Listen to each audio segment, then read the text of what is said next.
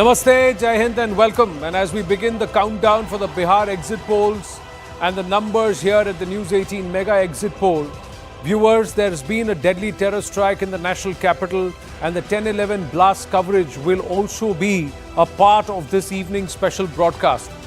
Bihar, meanwhile, has fiercely fought the 2025 Assembly election and it's reached the most crucial juncture with the second and final phase of voting concluding in a short while from now. The state's long and heated campaign has formally given way to anticipation. Voters across 122 constituencies spread over 20 districts have cast their ballot through the day in the second phase of polling, rounding off a high-stakes contest that's seen intense rallies, sharp political messaging and heavy turnout in several regions. Shortly from now, we will get you the most accurate and most extensive poll numbers on Bihar Assembly elections too.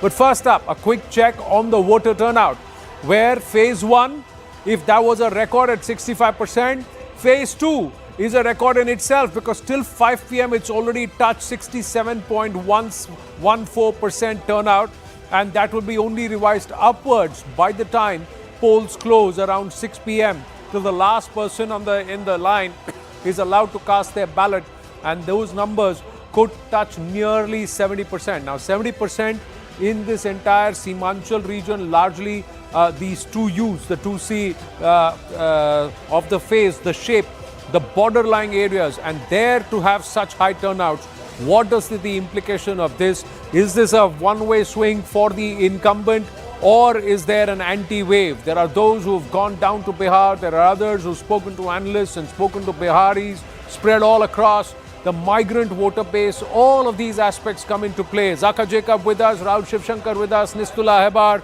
Rashid Kidwai and Rahul Verma with us here in the studio, along with our reporters also. We'll go across to them. Before we bring it inside here, just quickly going across to Arun Dhanta on ground. Oh, we'll go to him in a bit. Zaka Jacob, the numbers, how are they? Second phase, is this looking record? I know we make a lot out of voter turnout data on the day the polls close, on the day of the exit polls, and then on counting day everybody forgets about it. But for whatever it's worth, it is a record turnout in Bihar. So this is the historical data that we have. So 2025, the first phase was 65%. Today we have 67% till 5 p.m. And I think, Anand, you're right, it could go up to 70%, maybe even upwards of 70%. So what we're effectively looking at is, somewhere in the high 60s, maybe 68 or 69% voter turnout eventually in the state of Bihar, which means if we end up with 68, 69, closer to 70% voter turnout in Bihar, that would be the highest that we've seen certainly in the last 25 years. The lowest was 46.5%, less than half in the year 2005. That, by the way, was the first election that Nitish Kumar won and became chief minister. It has been on an upward spiral ever since, 52, 56, 57. But this one would be a record. This would be a record. It would be higher than even, the ones that we saw when Lalu Prasad Yadav was in power in the 1990s. Of course, the familiar adage in Bihar at that time was a lot of it was ballot stuffing. But for the first time, I think we are looking at, 7 out of 10 voters coming out and voting in a state like Bihar in a free, fair, and may I say, entirely violence-free election. I think that's a great testimony. Largely incident-free, violence-free election. Before we take it to the seated guests, along with our, of course, good friend on Take 3, Rahul Shivshankar, consulting editor 2. We'll go to him in a bit. Just quickly going across to Arun Dhata to understand and get a pulse of what happened on ground. Arun, what's the feeling on ground in terms of voter turnout? Are people saying this is unprecedented? Is it record tod? Well, absolutely, Anand. I was in Semanchal region, as you were discussing, that it has a significant, political importance of that area. Of course, I was in two areas where I traveled today, Purnia and Katihar, and I could see the enthusiasm amongst the voters while they were standing. And thanks, of course, to the Election Commission, the way they conducted and the facilities which they provided to the voters in these areas, and therefore, in fact, the major issues which I found, because remember, Anand, 24 seats are very, very crucial in this area, in Simanchal region, and in 2012, NDA performed well by winning 12 seats. There was a polarization which worked in their favor. This time around, what is going to happen? Because see, Prime Minister Modi, Amit Shah, Yogi Adityanath, Rahul Gandhi, all of them, campaigned in this area very aggressively.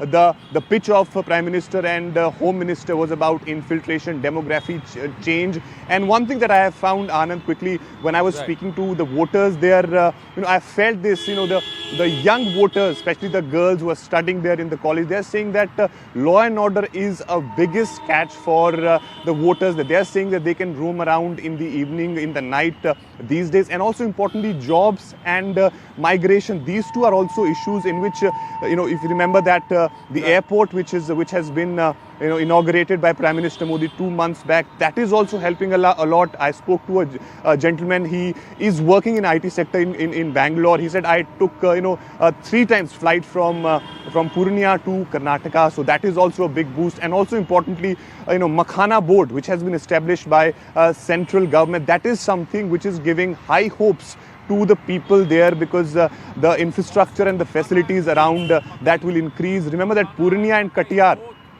are a huge impetus to the farmer there in Bihar. Corn itself being used for the production of ethanol, Makhana board, and the cost of Makhana itself has risen more than 300 times, many people are saying, or at least 30 times if I were to discount that claim. But it's to huge profits, because that entire belt is the only one where these foxnuts grow in such large numbers, and this Makhana board is a big fillip, plus infrastructure. But all that matters. Rahul Shivshankar, as you take this forward, would you look at the percentage, or would you want to look at the absolute numbers? Because the base of voters also comes down by 42 lakh this time. Yeah, of course, many people will say that this is a statistical illusion, but I think this goes beyond that. I think it also suggests that there has been, on both sides, an ability to reach out to their core base and bring them out to vote, which will hold obviously some significance in the end result as it is tabulated. Of course, the result before the result will be out in about 15-20 minutes, and one is very excited to see what's happening. The Satta Bazaar, as we know, the last few days has been veering more and more towards the NDA, and one always says follow the money, but on this particular channel we won't be doing that. We'll be following hardcore political instincts, as well as, of course, the data which will be revealed by the Election Commission. But fundamentally, I think that this particular turnout means that both sides have been able to rouse their voters out of any sense of ennui. That was half the problem in the last election, if you remember, for the NDA. They couldn't sort of bring some of their voters out. That's what we were told. The RSS didn't really take part in the campaign in a manner that it should have. Here things have changed. So one doesn't know, are these only NDA voters coming out to prove a point? Remember, this particular phase has a predominance of Muslim Yadav voters in a large number of seats. And we've done the maths earlier. We'd in fact discussed this over the last 2 or 3 days. So fundamentally, I think that this is a very, very important statistic. One can't ignore it. And I think it will have an impact in the end analysis. Right. Nalin Mehta also joins us. So Nistula, starting with you, your thoughts. What's going to be your key takeaway for this election, or what is perhaps the one factor that would change it? The Satta Bazaar is actually saying the Congress will get less than 19 seats. There are 13 to 15 seats for the Congress. The JDU is supposed to have a far better strike rate than 2020. Yeah. See, from the beginning, and I went to Bihar quite early on, even before the seat adjustment had been announced, and I'd spent some time there. I spoke to women voters and certain groups which were very crucial to different alliances, different parties. And the one thing that I found was that it was Nitish Kumar who was the fulcrum of this election. You see, his health, his ill health, whether or not this is going to be his last election, whether his supporters and the electorate in Bihar is in a mood to give him a good, rousing farewell or consign him, to history. That was the question that is to be decided by this election, because he initiated a conversation, political conversation in 2005. He became the balancing factor between socialism and Hindutva in Bihar. And that conversation has continued this is the last election of that conversation. I feel that beyond this, whatever that Nitish had been talking about, of getting over Jungle Raj, etc., that conversation ends now. You'll have to go beyond. The parties that will be competing in 2030 will have to go beyond that. So Nitish Kumar was both, as I said, the meta narrative and the subtext of this election. Nitish Kumar, Nalin Babu, agree, disagree? So, one of the things that has been very unusual for me in tracking this election has been that when we look at our readership metrics, in this election, unlike others, there's been very little readership interest. That to me is surprising because it kind of, when that happens, it tells you that a lot of people are expecting more of the same. There's very high interest in election where you expect a huge, satta parivartan and all of that. So that's one thing, but that may not mean much. My sense of this election is that if you look at the campaign and if you look at the issues that were raised, the issue is that Bihar has basically been in the same boat for the last 20-25 years. Right. And I think there's nothing new in this campaign.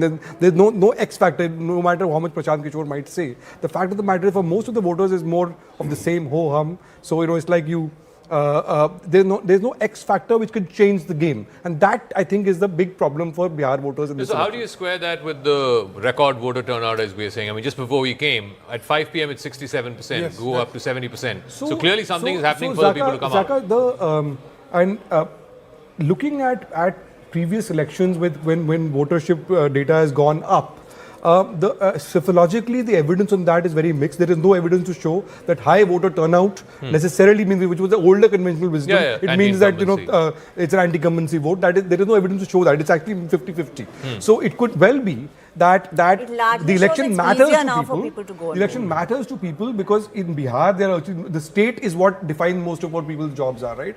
Or you migrate. Now, therefore, it might matter, but it is within an older fixed boundary, if you like, of the players. Right. Umesh Shah, cephalogist, and Sandeep Shastri, National Coordinator, Lokniti Network, also with us. But first to the gents who are sitting in the middle. Rashid Kidwai, Rahul Verma. What do you think, Rashid? Anand, first of all, I beg to disagree a bit. There is no direct correlation between the personal popularity of a leader and the outcome or, the election verdict. You look at Naveen Patnaik, you look at Amrinder Singh, you look at Atal Bihari Vajpayee of 2004. Very high popular rating, singular, one leader kind of thing. But the outcome was very different. Some would say about Mr. Modi. Mr. Modi is personally very popular, absolutely. And therefore there is a Modi effect. I mean, when he's on the ticket, there's a 10% bump up. Absolutely. So therefore, I think I give a lot of importance to the vote percentage, but it's very welcoming for democracy. It may mean the kind of region and the demographic profile that Rahul Shivshankar was talking about. I think this rise 70% plus would signify, I would lean towards Bihar heading for a big change. Big change, a big change, or perhaps or reiteration that we are happy with where we are. Why fix what is not Rahul broken? had an interesting theory. I think the last time he came on air as to why the voting percentage is increasing. So let me make 3 points. One, I think this is a historical turnout, right? So is it? Yeah, because look at the data. If it go, 65 itself is highest ever, and what you are also going to see is greater. So the second phase always in Bihar for last 5 elections had higher turnout, right? And so you will always also have greater turnout gap between men and women. So women are likely to turn out more. So that's a fact about Bihar. Now, I think where I agree with Nistula, in some ways, see what is unique about this election, that this election is going to mark a historical closure to 35 years of politics of Lalu and Nitish, right? And in that sense, what might be happening is basically what Rahul Shivshankar said, is mobilization from both angles. So it's largely, again, not illusion, statistical effect, but also, I think, a mobilization effect where... But in this case, what happens is this time around, Nitish Babu has been at the forefront along with PM Modi as far as the NDA campaign is concerned. But Laluji has become a small side effect. Amidst when Tejashwi has been projected. Also, Anand, don't forget, Laluji was in jail, incarcerated. So it was Tejashwi's campaign even last time. I just feel that here, there has been obviously some amount of traction in the messaging. There are people, and PK and the number of people that he attracted tells you that there is space for an alternative narrative. Now, whether these people trust Tejashwi Yadav, Rahul Gandhi, that combination to be the change, I don't know about that. And whether there has been a counter mobilization, 2 things that people have stopped reading your editorials. they have come out there That's and just they are voting.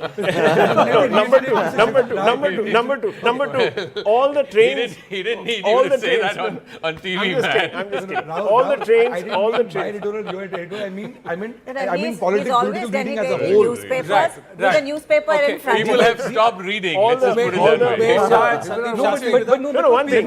People Rahul, All the continue to trains, but we've all the got- trains that were supposed to have been sort of Right. not plied have obviously got the people. No, not to just vote. got the people. They've stayed back, and Bihar voter makes the I effort to want to go make back. an Just important one sec. One sec. We've got Rajiv Pratap Rudy also joining us along with Sandeep Shastri and Umesh Jha. Let's go across to them. Rajiv Rudy जी, आप तो बड़ी ऊंची उड़ान भर रहे हैं, पर आप ये बताइए कि सिवान और बिहार में कब आ? Sab ठीक बा. सब ठीक बा. Sab ठीक बा. I was listening to all of you, and of course, you are talking about the voters' turnout, and of course, the first phase and the second phase. But I would like to remind you, this second phase of polling, wherever it is taking place, predominantly has been a bastion for the NDA. Now, if you want to say that this extra polling or extra polling is basically because there could be a change, I think it is reiteration or maybe validation of the existing government, the combination. This is my presumption, and I believe in it very strongly. When you're talking about Prashant Kishore creating upheavals, I would just like to clarify one thing, which most of you may have missed, or maybe a point which I have been adding throughout my discussions across, that you see for last 1 year, the space of the opposition, which should have been Rashtriya Janata Dal and Congress in Bihar, was taken away by Prashant Kishore. So every forum in Delhi, outside Delhi, in Delhi, Bombay, everyone was talking about Prashant Kishore. But by the time election came, the space was, the contest was between the choice between Lalu Prasad Yadav or Nitish Kumar, or for that matter, Rahul Gandhi and Narendra Modi. The political space which should have been there with Prashant Kishore was diminished because he did not contest elections. He does not have a caste vote bank. He was talking of replacing the entire government, and throughout his campaign, he was talking against BJP and the NDA. He never talked about RJD. RJD and the Congress always thought that he's already doing much harm. The benefit will come with us. Ultimately, what happened? Prashant Kishore vanishes away. He doesn't exist in the contest today, apart from default where he is there. And the Congress and the RJD, which should have had the space of the opposition, is gone. There is a positive contribution in the state of the state government, and there is a matter of perception. The perception yet is when you talk about Lalu Yadav or Tejashwi Yadav, people still do not talk Tejashwi as a leader in Bihar. Please remember, we also talk about Lalu Yadav as the face of politics in Bihar as far as Rashtriya Janata Dal is concerned.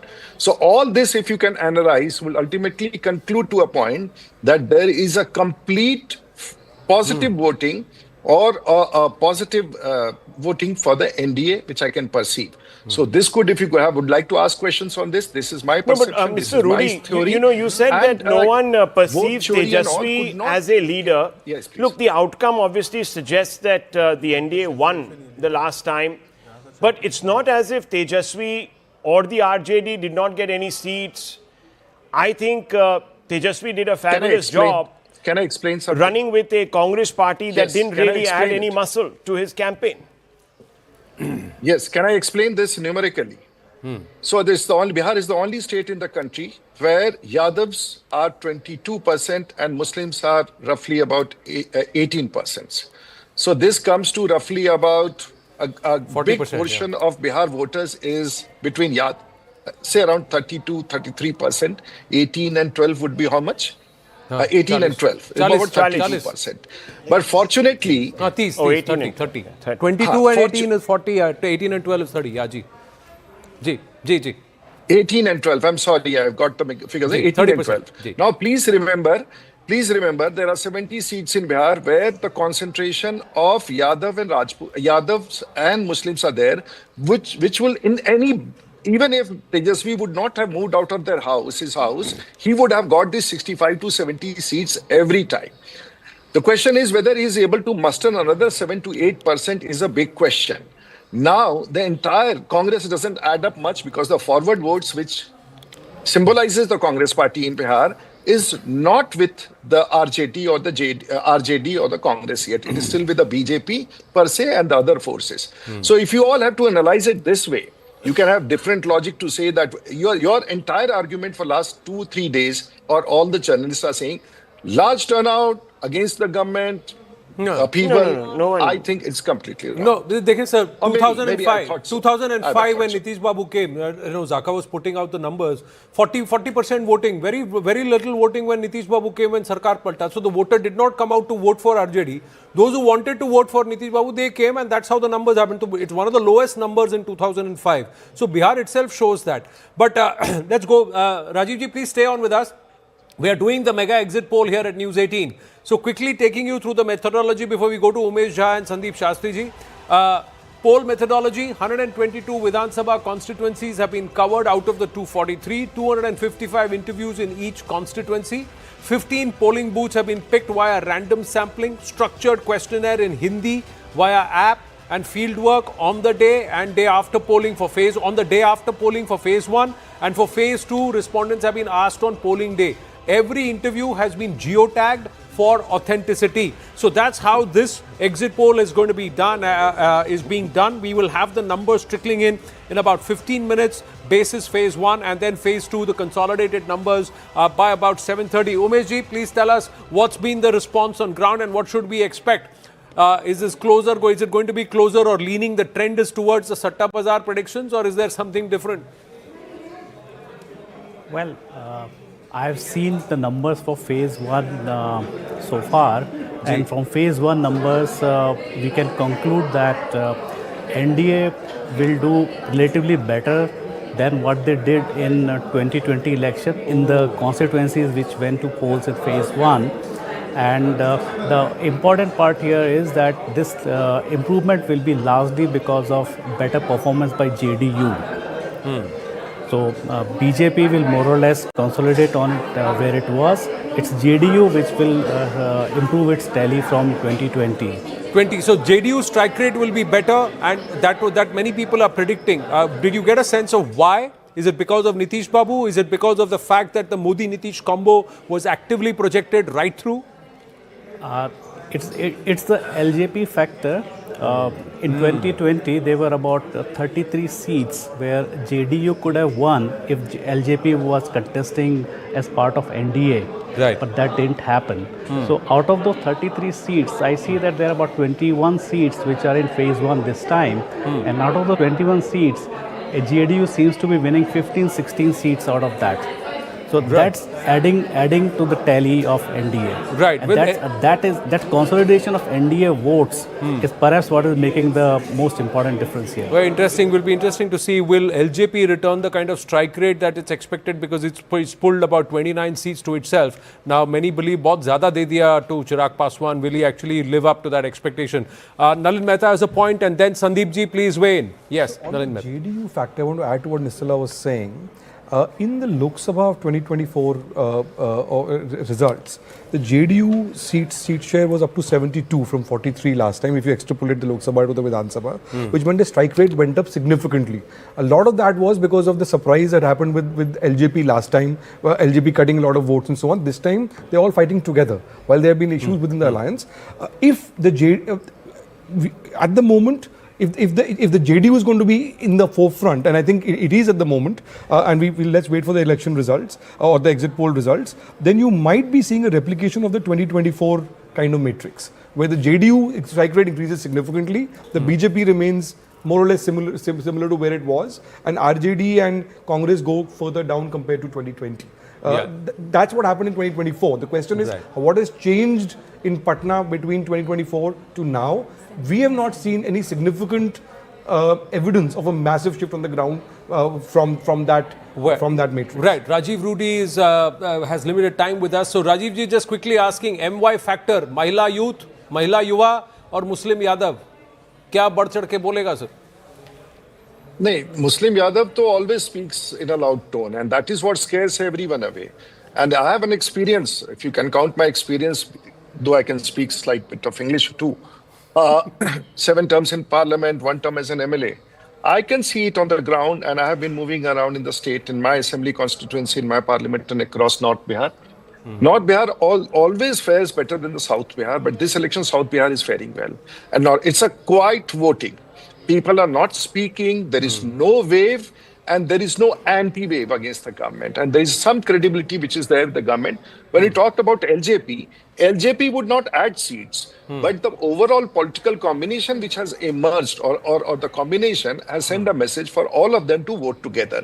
So that factor, and I would still agree, because on ground when I was visiting BJP seats and when I was visiting JDU seats, I would feel that JDU is gaining. BJP would certainly retain its position. Government in Bihar will certainly be this time again for NDA, because you all must remember, this is a phase when Bihar will see an end of Lalu Yadav, and possibly also with age coming in on leadership on my side or the NDA side also. But it is, till date, it is a battle drawn between Nitish Kumar and Lalu Yadav and Narendra Modi and Rahul Gandhi. So obvious, the results are obvious, and this could be my version of my explanation. Saran में नहीं, हमारा इलाका तो सबसे खतरनाक है बिहार के राजनीति में. मैं खुद ही लालू जी से पिछले 40 साल से लड़ता रहा हूं. I've been contesting him 40 years. And there is not a single member in his family with whom I have not fought or won or lost. So even his daughter last time. So no one can have a better experience about Lalu Raj in Bihar than Chapla and Rajiv Pratap Rudy, the 35 years of contest against him. So possibly you can, next time you can put me on the panel, and I would be very dispassionate in my opinion and come back, and I promised me to give a check, and I can give you better feedback on the subject. Ji, okay, sir. So great, thank you. Thank you, everybody. Always a pleasure speaking best. with you. Thank you, sir. Sandeep Shastri ji, thank you for your sir. patience. Bye You've been to listening to everybody's opinion. Thank you, Rajiv ji. Sandeep ji, how do you see Bihar? What's happening? We're going to have the numbers very, very soon. Ji. Thank you, Zaka. It was wonderful listening to colleagues on the panel. This is the challenge of being online in such a program. I think I would make 2-3 points. One, the higher voter turnout both in phase 1 and phase 2.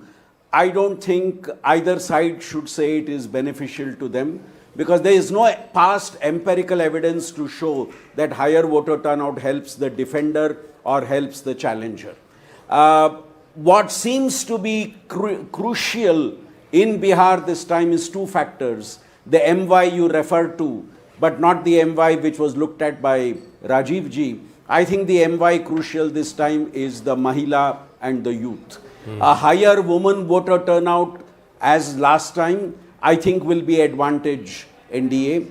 And a higher youth turnout is something that can be, both parties are not sure which direction it will move. With 1 out of every 4 voters being youth, the highest anywhere in the country, in the age group of 18 to 29. These are voters who have a strong sense of expectation. These are voters who are aspirational. These are voters who are looking for jobs in Bihar. These are voters who are looking for good skill and employment opportunities in Bihar. And they would look at both the NDA and the Gathbandhan and decide where is the trust quotient higher. But these are also voters who have not seen Lalu Raj. They have only seen Nitish Raj. Yeah. Yes, these are voters who have been socialized in the last 20. These have been voters who have been socialized in the last 20 years, much of which has seen Nitish Kumar ji as the chief minister. Well, Sandeep ji, this is Anand here who's been asking you the question. Zaka is coming in now. No. So I want to make a point about this higher voter turnout. I think increasingly there is evidence to show that a higher voter turnout happens when there is greater mobilization by both sides. So in this case, for example, in phase 2, if it ends up with 70%, which means 7 out of 10 voters have come out and exercised their franchise, which means both sides had equal motivation to come out and vote. In this case, I think, somebody had mentioned this on the panel the other day as well, is that the JDU voter, the NDA voter knows that this is probably Nitish Kumar's last election, right? So we don't want to retire him in a way that is not befitting for what he's done over the last 20 years.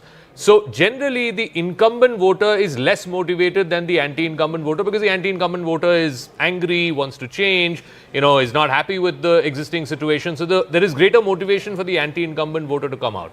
Whereas in this case, because there's mobilization from both sides, because on the incumbent side, it has been made out that we have to give a fitting farewell to the incumbent. That's why you're seeing a higher voter turnout. That's why you're seeing closer to 70%. And the other thing is this whole vote chori thing. The last election. 2012. Yeah. When he said that, I'm sorry, that, I've had bereavements in my family and this is my last election. And everybody, and there was so much anti-incumbency against the Akalis and they still won. They still won. But here, Nitish has not said this is my last election. It's not been said explicitly anywhere. The other thing is this vote chori will work only if my vote is absent. The number of people who are saying that my name is not there in the voter list is not as big as the amount that it was made. And there is a variance between Tejashwi and Rahul Gandhi in terms of what should be the issue on which the opposition should come together as a plank. Tejashwi was trying to focus on jobs, on BARD, etc. And he was saying, no, let's push vote chori. And that there itself, the opposition seemed disjointed. But is that going to be a factor? We'll wait and say, yes, Rahul. So I want to make 2 points. One, I think on the JDU performance, because the suggestion from every corner is that JDU is likely to perform better compared to past. One reason could be basically it was hurt in 2020 because of LJP. But right. I think what is also happening that JDU might be actually benefiting from a pro-incumbency wave, which is rare in elections after 4 terms. And this is like not just a sympathy factor. I think what seems to be happening, Nistula said, and I have read different reports in various newspapers, I think Nitish Kumar is emerging as a pan-Bihar sort of like a figure who can be in the middle in a very, very polarized politics and keep that middle voter, but you will say, that always the case, Rahul? That was always the case for the last 20 years. But see, the difference between 2020 and 2025 is that 2020 was like a election which was basically, you didn't have any mobilization, right? There was much more fatigue. The question is what actually changed between 2020 or 2024 and 2025 that Nitish is basically seen as this kind of... I want to add one more point to what Nalin said. There is a big difference between the 24 election and the 25 election. That is Mr. Modi. Mr. Modi is not on the ticket this time around, whereas he was in 2024 And I think that's a big difference. I mean, people vote differently in parliamentary and in assembly elections. The difference is that something has shifted, which is that you're right, the BJP does not have a ground leader in Bihar, and that's a big issue for the BJP. Yeah. So Mr. Modi is the sort of the big vote catcher in the center. With RJD, and I think there's a substantial difference between UP and Bihar, which is that unlike Akhilesh in UP, who managed to broad base and build a much larger social coalition by giving tickets to many more people outside the Yadav Muslim alliance. Tejashwi has not done that. If you look at the ticket selection, he's fought this election. The last election, 2020, he fought very much like the insurgent candidate who was going to be the real challenger. This election, he's fought much more like a local regional satrap, where he's not really expanded his ticket selection to areas outside of the Yadavs and Muslims. So it's appealing much more to the converted and not necessarily to the middle ground. And Rahul Gandhi but before we get the first data, it's just about 3-4 minutes that before we put the first one. Let's get Zaka on the wall and try and understand which are the big factors. Mahila Yuva, if you can say phase 1, phase 2, where did the women actually vote and which seats? Yeah, can we just quickly look at as we get the first predictions out? Yeah, so, everybody's been talking about the Mahila vote. So we looked at the 2020 data, and in the 2020 data, the women outvoted men by 5% statewide. But we were looking at those seats where the women outvoted men by 10%, which means for every 10 male voters, there was 1 extra woman voter. There were 11 women voters for every 10 male voters. And a lot of those seats, 71 out of those 243 seats, 71 of those seats were in northern Bihar. They were either in Simanchal or they were in Mithilanchal, or there were a couple of seats up in the Champarans, in the 2 Champarans. But the point is, all of these seats, a large number of these 71 went to polls today. I think 4 out of 7 out of these seats went to polls today, and that's why one reason also, we haven't got the gender-wise breakup of the turnout. One reason could also be that the number of women have outvoted the men again in substantial terms, just like what we saw in 2020. The other factor, of course, you've talked about migrants and how they play an important role. Just very quickly, again, we looked at those districts. We took the top 10 districts where there is maximum outflow of migrants, people who leave Bihar in search of work. So you have a whole bunch of these constituencies in the middle part of the state, which is sort of, in the northern part of the Ganga, north of the Ganga. So you have a whole bunch of seats here. And you have a couple of districts down in the south, Sasaram, Aurangabad, Jahanabad, etc. So it, again, amounts to almost 100 seats, 97 out of 243. Here too, the NDA had, in a close election from the last time, the NDA had almost a 2 to 3 kind of a ratio, where the MGB had just 40 seats, the NDA had almost 60 seats. So it was like a 4-6 kind of a ratio. But I think these two factors, remember the 2020 election was also about migrant labor. It was about these folks walking back home, 2,000 kilometers, 3,000 kilometers in the middle of COVID. So that was a big factor in this election. This time around, is it as much of a potent factor? I don't know. And also there was a novelty around Tejashwi Yadav last time when he said, I'm the youth leader, I'm going to give you jobs, I'm this, I'm that. It appealed to a large cross-section, especially amongst young voters. Whereas this time around, does it not? There's also PK.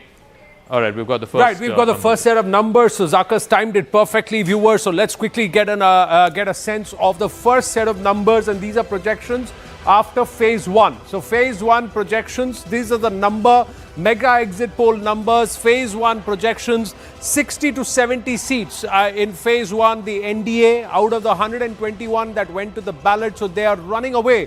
Phase 1 was the NDA's weakest in 2020. They actually made gains in phase 2 and 3. This time around, Bihar goes to polls in just 2 phases. The INDIA alliance is 45 to 55. They had better numbers the last time around. Jan Suraj not opening its account, others not opening its account. So it's a two-way race so far as the first 121 seats is concerned. But if it is 60 to 70 seats for the NDA, are they already home? Are they already home before the stronger of the two phases manifests for the NDA? And if it's nearly 70% voter turnout, then is this a runaway? Is this a better performance? And we'll also try and see if this is because of the fact that within the NDA, the JDU turns a far better strike rate than the last time around. Is that the factor that's contributing to both the BJP, JDU, and of course the alliance partners in the NDA, the LJP, the HAM, all doing well? Did they come into play in phase 1? We'll have to wait and watch. These are the first set of numbers that we are putting out. 60 to 70 seats for the NDA, 45 to 55 for the INDIA. We have a party-wise breakup. We'll try and play that out also. What is the party-wise breakup as to which party is doing well within the first phases? We'll try and put that out also. So out of the 121 seats out of 243, in the first phase, the numbers at the News 18 mega exit polls say that the NDA will get 60 to 70 seats, the INDIA 45 to 55. So the 2 to 3 ratio somewhere is being maintained. And if it's a runaway and the higher end for the NDA and the lower end for the INDIA, that means the target of 160 that's been set could be breached by the time the 243 seats results come through. Now, if that happens, it will be a historic win and a historic election for the NDA at a time when the BJP centrally is seen at its weakest in the last 12 years, in the last 3 terms. And at a time when many thought that Nitish Babu does not have the magic. Does he once again prove all his detractors and the political pundits wrong and come back stronger than ever before at a time when the opposition said, ye thak gaye hain, ye so gaye hain, ye bimar hain. All these things were talked about Nitish Kumar, but is he sharp, is he alert, and does Bihar still echo or resonate with Nitish? Now, quickly, your thoughts, Rashid Kidwai, is this possible in phase 1 last time around? We have a breakup of the individual seats. Yeah, we're just waiting for those numbers to come. We'll try and get those numbers here on the big screen. Do you want to go through? Yeah, you got the numbers, so let's take the conversation. So the numbers of the individual parties, and this is the point that Rahul was also making. So the BJP in this phase is contesting 48 seats. The number for the BJP is 20 to 30. The JDU is contesting 57 seats. It's contesting more than the BJP, about 9 more than the BJP. The JDU's number is 35 to 45 out of 57. So the JDU strike rate is higher than that of the BJP. Smaller parties, again, Chirag Paswan, anywhere between 0 to 5 out of the 13 seats he's contesting. On the other side, opposition side, the RJD is fighting in 72 seats, of which it's projected to get 25 to 35 seats. The INC is fighting 24 seats. The Congress party is projected to get only 5 to 10 seats. All the left parties put together, CPI, CPM, CPI-ML, are fighting 14 seats together. They're expected to get anywhere... No, sorry, they're fighting 14 plus, I think about 25 seats between all of them. They are expected to get 10 seats. So you're right about the point that you made, that the JDU strike rate could well end up becoming higher than that of the BJP. Of course, like I said, the JDU is contesting more seats in this. It's there at the bottom, that 35 to 45 seats for the JDU at the bottom of the screen. The fact is, and please bear me out on this, that it appears that the LJP is actually having a knock-on effect on the alliance, and so is the HAM and the RLM specific, not the HAM, but the LJP and the other. Vote conversion for JDU seems to have helped the JDU quite a bit. Maybe, but that's like, I don't have an answer to this question. See, I think if this number holds, then what we are seeing is that LJP and HAM are not performing as well as they were expected to perform. They did really well in Lok Sabha, where LJP actually won, I think, 7 out of 7 Lok Sabha seats or 5 out of 5 Lok Sabha seats. But at Vidhan Sabha level, they are not being able to pull up. This could be one, that perhaps the Dalit voters stay with them, but they are not able to attract the upper caste or EBC, one of those two voters with them. And if you remember, like the JDU, like Nitish Kumar and Chirag Paswan, friendship is not there, right? So we don't know what might be happening. So I did a round of calls after the first phase of polling, because everybody does a reporting meeting right after that, all parties. So I also did my rounds with people. And the first thing that was said, even from the BJP leadership, was that yes, JDU's strike rate is going to be as good as the BJP strike rate. The JDU said that the all NDA meetings that were done in the run-up to the polls has helped them, because they were really counting on this time around the LJP being on board, and that those 32 seats where they were hurt, they're planning to recover. Even if they recover 15 of them, they said we're pretty much home.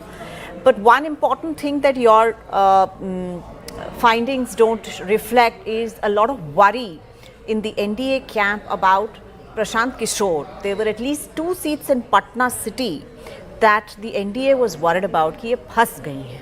But it's showing 0 though. Zero seats. Yeah, but their reporting, their assessment was that Prashant Kishore has managed to get, even in Patna, he has managed to get seats, some. But they might get enough votes to damage a certain amount of vote share. But in terms of the, we're seeing the party break up at the bottom of the screen, viewers, and you can have a look at that. See, out of the 60 to 70 NDA seats, 20 to 30 to the BJP, 35 to 45 to the JDU, the LJP is 0 to 5. Now, the LJP factor, Chirag Paswan, overweightage of 29 seats, did he actually merit that? That's a question many people are asking. The last time he was the attack dog who was sent after Nitish Kumar in phase 1, before they tried to soothe things down and calm things down, phase 2 and 3. That's when they said no, Nitish Babu, and Chirag the thing is, backed off. But Anand, one factor that the BJP will probably be looking over its shoulder, I don't know, this is just phase 1.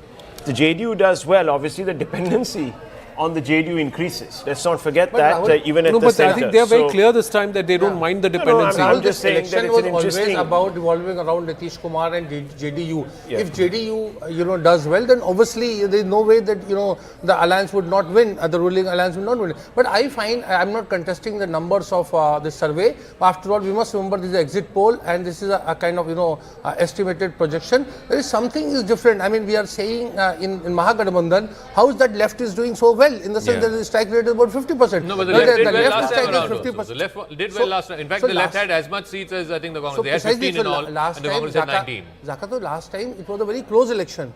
This time it is become, what if we go by this, it's a one-sided election. Well, yeah. In that sense. If the same trend holds, you're looking at 130 to 140. But within the Mahagathbandhan, the left seems to be far more potent in its strike rate, and there's a reason why it was fighting and demanding more seats compared to the others, because of what it thought it was getting a sense on ground, that the left parties were gaining ground, and the hardcore left and communists were coming back and saying, grouping together rather than drifting towards the Congress or the RJD. They were ready in these pockets where the left is doing its work on ground. No, the other thing that's a constant from last time, in fact, it's worse for the Congress party, is that their strike rate is going to be even worse than compared to 2020. In terms of ticket distribution, they have undergone a very big change from being, upper caste party primarily jettisoned the upper class. It doesn't seem to be working. They're still at 5 to 10 out of the... Look, I think it's better to wait till 14. I'm just asking, for all the mahal that they tried to build, what is the purchase on ground if this is the impact in phase 1? Rahul?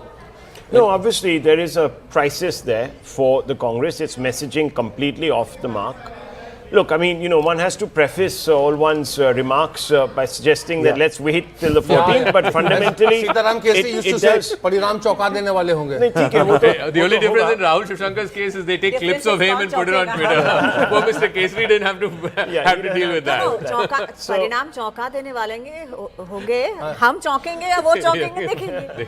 No, but the fact of the matter is that, look, fundamentally the Congress is not clearly adding to the numbers of the, I mean, if you just look at the numbers, the RJD's conversion rate is not that bad.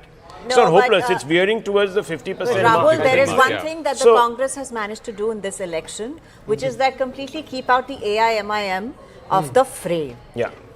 Uncontrovertibly, the entire Muslim vote, minority vote, has gone towards the Mahagathbandhan, largely because of Rahul Gandhi and the Congress.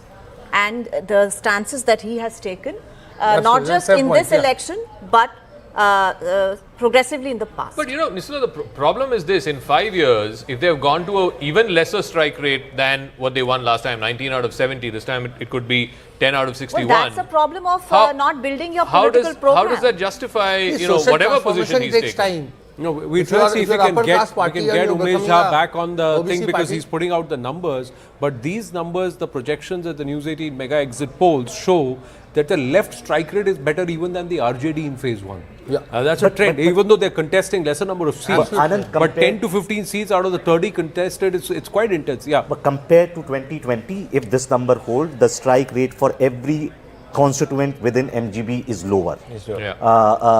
Even last time, RJD has a 50% strike rate. Left had more than 50% strike rate, and Congress had like around 20-25% strike rate. This time, everyone's strike rate is low in MGB. No sir, ये देखिए 22 सीटें left का grouping CPI ML CPI CPIM. हाँ तो 22 में 10 जीत रहे ना तो 50% 22 में 10 से 15 का प्रोजेक्शन अगर 15 जीत गया तो मान लीजिए 12 पकड़ लीजिए. हाँ तो 50% हुआ ना, but last time it was 70%. हाँ. But their vote is also a much more concentrated vote in the southern part of the state, the old Naxal belt as it was known. Right. So there are some other projections also that have come in, viewers. So let's get a quick check on the poll of polls. News 18 is also doing the mega poll of polls. So what are the others reporting? Some of the other pollsters, what are they saying? Most of them are calling it in favor of the NDA. Some of them, it's a runaway win. Look at Matriz. Matriz has come out and said that there is a 20-seat margin plus minus based on the vote share, but 147 to 167. So it's a clear runaway win this election for the NDA. The INDIA 70 to 90 seats. JSP could break in into the metric with 0 to 2 seats, but the others are not getting too much. Now, if you look at the JVC poll, again 150 seats at the top for the NDA, 88 to 103 mark for the INDIA. But look at the overall average. There are those who believe that the INDIA could breach the 100 mark, but somewhere these numbers are very, very solid for the NDA. Is this now perhaps sealing the fact that the BJP, JDU plus HAM plus LJP is too difficult to beat for the MJP? Look at these numbers, the poll of poll numbers. Overall, if you were to see, the average or the median is about 140 seats for the NDA. Somewhere, if you were to see, the median comes around between the 140, 145 number for the NDA, and for the INDIA or the opposition, the MJB viewers, the number, if you were to look at it, somewhere around 80 seats.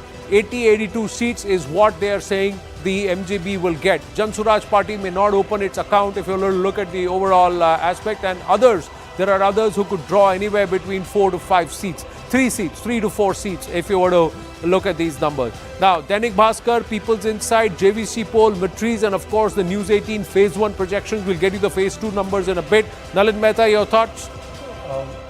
If these numbers hold up, and like Rahul was saying, we have to preface every comment with that. If they do hold up, it kind of is a huge vote of confidence for the Nitish model and for this alliance. And there's a couple of things to be said on that, because Bihar is one of the worst performing states in the country on both on nominal GDP and on GSDP and on real GSDP. However, So if you look at FDI numbers, if you look at growth numbers, even Jharkhand grows faster than Bihar, right? So what explains this governance model or this political model after 4? One of the things that Bihar has done well, despite having very little investment, like last year it just got FDI of 215 million. There are no jobs in Bihar, but Bihar has very high social sector spending. Bihar spends about half of its revenue receipts on social spending, and that model has been at the heart of the Nitish Kumar model from the beginning, so starting with funding for women and so on and so forth. Yeah. So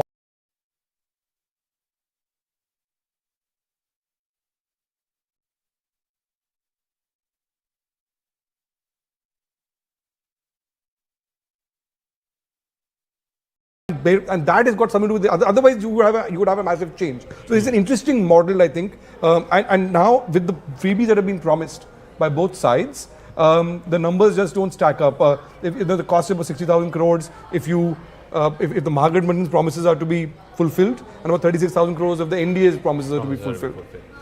No, but so I asked this on the first day of polling as well, Rahul. I mean, isn't this at some level a failure of the political opposition there, that they're not able to make this the number one issue, that there's a lack of jobs, there's a lack of employment opportunities, that young people have to leave, and a lot of young people are talking about that. I mean, why do we have to get out of the state? I mean, 1 in 4 voters are youth voters in the state, and I've already brought out through the statistics that were collected on the back of a caste survey, if you remember, the economic survey that was conducted in Bihar, that a large number of them are earning less than 6,000 rupees. It's a hugely remittance economy. Everyone is sort of out of the state. There are no jobs to be had, hardly any industry. But the fact of the matter is, if you've got one leader who is a challenger talking about SIR and another one talking about bread and butter issues, and both of them are not being able to marry what they believe should be the common narrative, you've got a problem. Fundamentally, a day before polling, you have Rahul Gandhi talking about Haryana and vote chori in Haryana. Look at the message that is going out. Look at PK, for instance, and someone mentioned that they didn't even have a manifesto out. So fundamentally, you have a problem where I think the voter is saying that, look, better the devil we know. We're better off with one lot. In elections, let's stick with them. We don't quite know what we're going to face on the other side. I mean, that's my only. But Rahul, we know in elections, we know in the applied side of politics, in elections, it is not manifesto, but it's money that matters. And for the first time in Bihar, money has come in a. Let me complete. Bihar, money has come in a big way, both informal way or in a formal way also. 10,000 rupees going to women. Of course, it is also perhaps would if these numbers hold true, would be a game changer. It's a different thing. I can always comment that it took 20 years for people to realize that the women deserve 10,000 rupees, or women deserve or the economy deserves that makhana and makai they were talking about. What was Nitish Kumar doing for 20 years? But that's also a question to the opposition. Okay. No, I mean if nothing has happened, why are they not able to pin it on him? I think Tejashwi, who's the face of the opposition in Bihar, made constantly from the day one kept making that berozgari, unemployment as a major issue. You can mock Rahul Gandhi and go on, but Rahul Gandhi was making a very different point. That there was a period of time when Mr. Tejashwi Yadav, not so long ago, was in power. No, it's like saying why didn't he in 20 days create this massive... I have an important question to ask. Irrespective of whether people bought it or not, if the result is true, Rashid, what does this mean for Rahul Gandhi? Now, after 2024, then this would be the third big reverse, right? You would have Haryana, you would have Maharashtra, and now Bihar. What does it mean for Rahul Gandhi and this whole campaign of vote chori and all of that, right? What does it mean really? See, first of all, I think it is wrong and very casual to link, such issues to, outcome. We have first passed the post system, and that verdict is acceptable. But the verdict doesn't mean that it would end all those allegations on some of them are very serious nature. Is saying that the Yuva must vote on this issue. Absolutely. But if Yuvas have not voted, that doesn't mean the issue is settled. No, see, sir, it is not that, sir. Free and fair elections are very important. May I very humbly present a sporting analogy? Yeah. Right. Sir, you don't take a tennis racket to a cricket match. Whatever is the pitch and whatever is the issue there, you have to use the instrument that works there. Correct. But the umpire need not be Shakur Rana. No, and you don't. No, it is not even. What's the point? No, what's the point? What's the point? What's the point? He just took a cricket bat to a tennis match. I remember Tribune had a headline that Tejashwi Yadav given LBW in Pakistan. No, but how does it matter whether who the umpire is when you yourself have taken a tennis racket to a cricket match? So that's simple. That's the point. There's a serious question here. Not just about Rahul, but also about Tejashwi. This would be the second election we would have lost, and this is Rahul's last thing, right? What does it mean for RJD? Because RJD is a family-held party. We've seen what's happened to Shiv Sena and so on post Bal Thackeray. Now Lalu is still around, but if this result is there, does it change things for RJD? Okay, this is was saying something, and then Rahul Verma. Advani, they formed party BJP in 1980. They came to power in 1996 for 13 days. So these political parties, you see, you need to have a plan. I want to go back to the original question: is why did it take 20 years for all of this to happen? The point is that in 2000, after 2005, when Nitish came to power around 2008 or around about 10, there were a huge number of stories that were done on the massive growth rate that Bihar's economy has suddenly shown. It had beat Gujarat and everything. The point was that the baseline was so low that whatever it showed, it showed an 11% growth rate, whereas a developed state like Gujarat, it was at 3% or 4%, and it was doing, of course, far better. But these are things that were being compared. Not there's absolute apples numbers, and but percentages. This is your tennis and cricket ball here. Yeah. So it took some time. And the point is that if an opposition that was being, made out to be the percussor of a jungle raj, so to speak, if they build up a campaign on jobs, etc., there is a degree of trust that is required, right? That was not getting. When I spoke to women, and I said, look, Nitish Kumar is not extremely well. There's a lot of gossip and talk going around that, BJP will remove him, halfway through his this thing. So do you still believe that he will give? He said, they said he will give. Otherwise, Modi ji will give. But Lalten will not give, we know it. We know it. So there are two. There is a hedging of the risk in terms of the trust factor. So there was a level of debate that had to be crossed. We'll go to that after Rahul Verma speaks. He's been putting his hand up and we've not given him a chance. So just quickly 2 points. I think let's not reduce the election outcome to money, because if money can help, but if that was the only thing, then Jagan Mohan shouldn't have lost, Naveen Patnaik should not have lost, and incumbents would not lose, right? So I think if BJP or NDA comes back to power, I think it would be a combination of factors. Second point, I think Tejashwi did try to, at the end, make unemployment, jobs, palayan an issue. But the problem is two things. One, he came at that very last moment without any plan, and it's just like throw a number, right? You should have shown that there is a serious commitment to the unemployment issue, and you should have done some sort of math to it. It become more problematic because of Prashant Kishore's continuous attack, that this person has not studied, even after being Chief Minister's son, he cannot have a plan, right? So what the challenge Tejashwi or even Nalin, what he was pointing out with family parties is that they have both an advantage, which is that they get a legacy, so they have a 30% vote to begin with, but they also carry the burden of that legacy. Right. See, I'll be honest, this time around, didn't go to Bihar, but I met Biharis in New Zealand. I met Biharis here in Noida. I met Biharis in Bangalore. 2-3 things which was common across all, thousands of miles apart, and this one. One, बाढ़ का कुछ कीजिए. बाढ़ का solution कौन देगा? हमको जितना the displacement because of floods which is happening is an issue. Nobody has spoken about it, and find a solution for that was a core issue. Not many parties raised it. Second thing they said, कुछ लोग 20 साल से एक जगह से उनका घर का constituency है, पर घर से गंगा पार जो है, they could not build a puliya. This puliya has been built by Nitish and Modi. Then Patna mein airport, Purnia mein airport. हमने जिंदगी में we did not even dream that this is going to happen. So if they can do this, and the last one, 10,000 रुपया दिया है, so this came from the ground also, that अगर पैसा दिया है तो उसका हिसाब जो कहते हैं ना नून का हिसाब, जो नमक का हिसाब, That will have to be. That came from Arunima was also talking about that even on ground there were people who said the same thing. But this came from a collective Bihari sentiment. That was the other. Sandeep Sandeep Shastri ji, yes sir. Finally you came to me. That is the reason why, this is Anand here, that's the reason why we request you and urge you to come and join us in the studio. Sometimes there are so many in the studio, we forget there is somebody outside. Please go ahead, sir. Go ahead. Your thoughts on these numbers so far? I think if the numbers which you have just now discussed is what we will see on Friday, I think it's very clear that the Mahagathbandhan was not able to get its act together. The Congress was clearly the weak link in that alliance. There was no meeting of minds, no similarity of voice in the campaign. And on the other hand, NDA had a very, very well developed campaign. No chief minister candidate officially announced. The BJP led with the prime ministerial face. The JDU led with its leader. And I think it worked for both the parties. The JDU supporters saw their leader in their campaign. The BJP went ahead with its campaign with the Prime Minister's face. The LJP was not a negative link for the JDU this time. And I think this, if these numbers hold, works good for the NDA.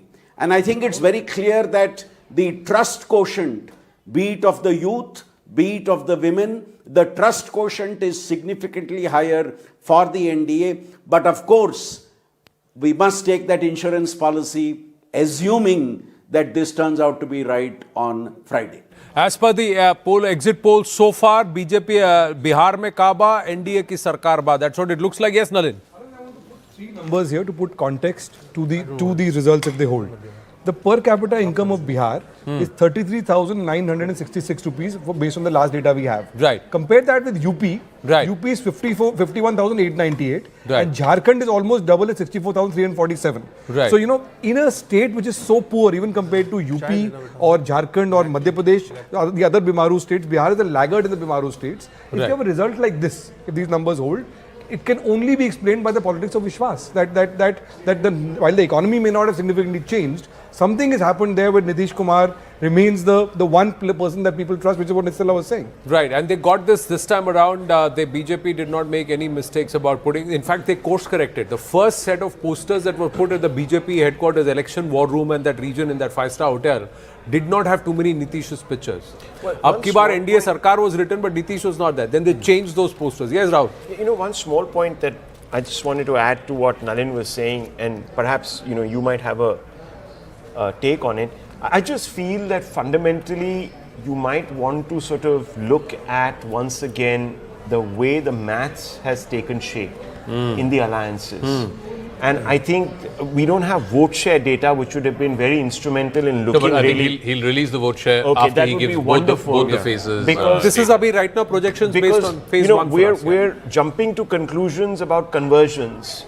We don't know how close these fights are on the ground level. So I think if we can get some of that vote share data, if it's 1% here and 1% there, then things are not as, rock solid. Last time it was just 2%. Yeah, right? It was less than 2%. Less than 2%. 1%. And I think in last time, my memory serves me 0.7 right, or the MJB won phase one in terms of vote Yes, share, yes, 4% gap, which were won and by 2 and margin 3 of is when less they than pulled up. 5%. Less than That 5%. area, Few the seats here and there, MGB Yeah. they would have changed the entire election. There are a number of swing seats. Yeah, and this time around there were no comments around caste, around reservation. There were no comments that came from the Sangh or anything that could be blown out of proportion. They were very, very careful. Viewers, we're going to just quickly take a look at all the numbers. The poll of polls is flashing on the screen. Can we go full screen, because there are a lot of pollsters who have come on it. Big numbers that are coming in. Let's try and look at it.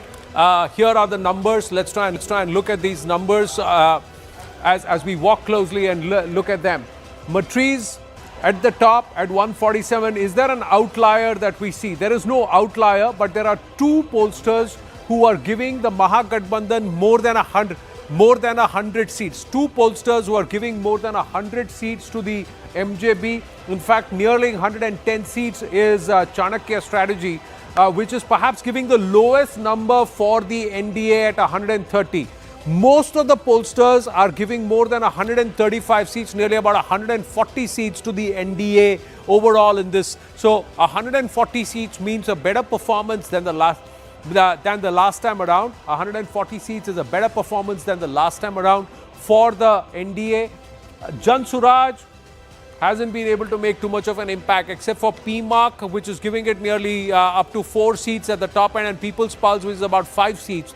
The rest aren't. The others, there could be a huge amount of dent there, and there may be those. Dainik Bhaskar surprisingly giving the outer number or the higher number of 10 to the others there. That's quite surprising. There is People's Pulse, which is also saying 8.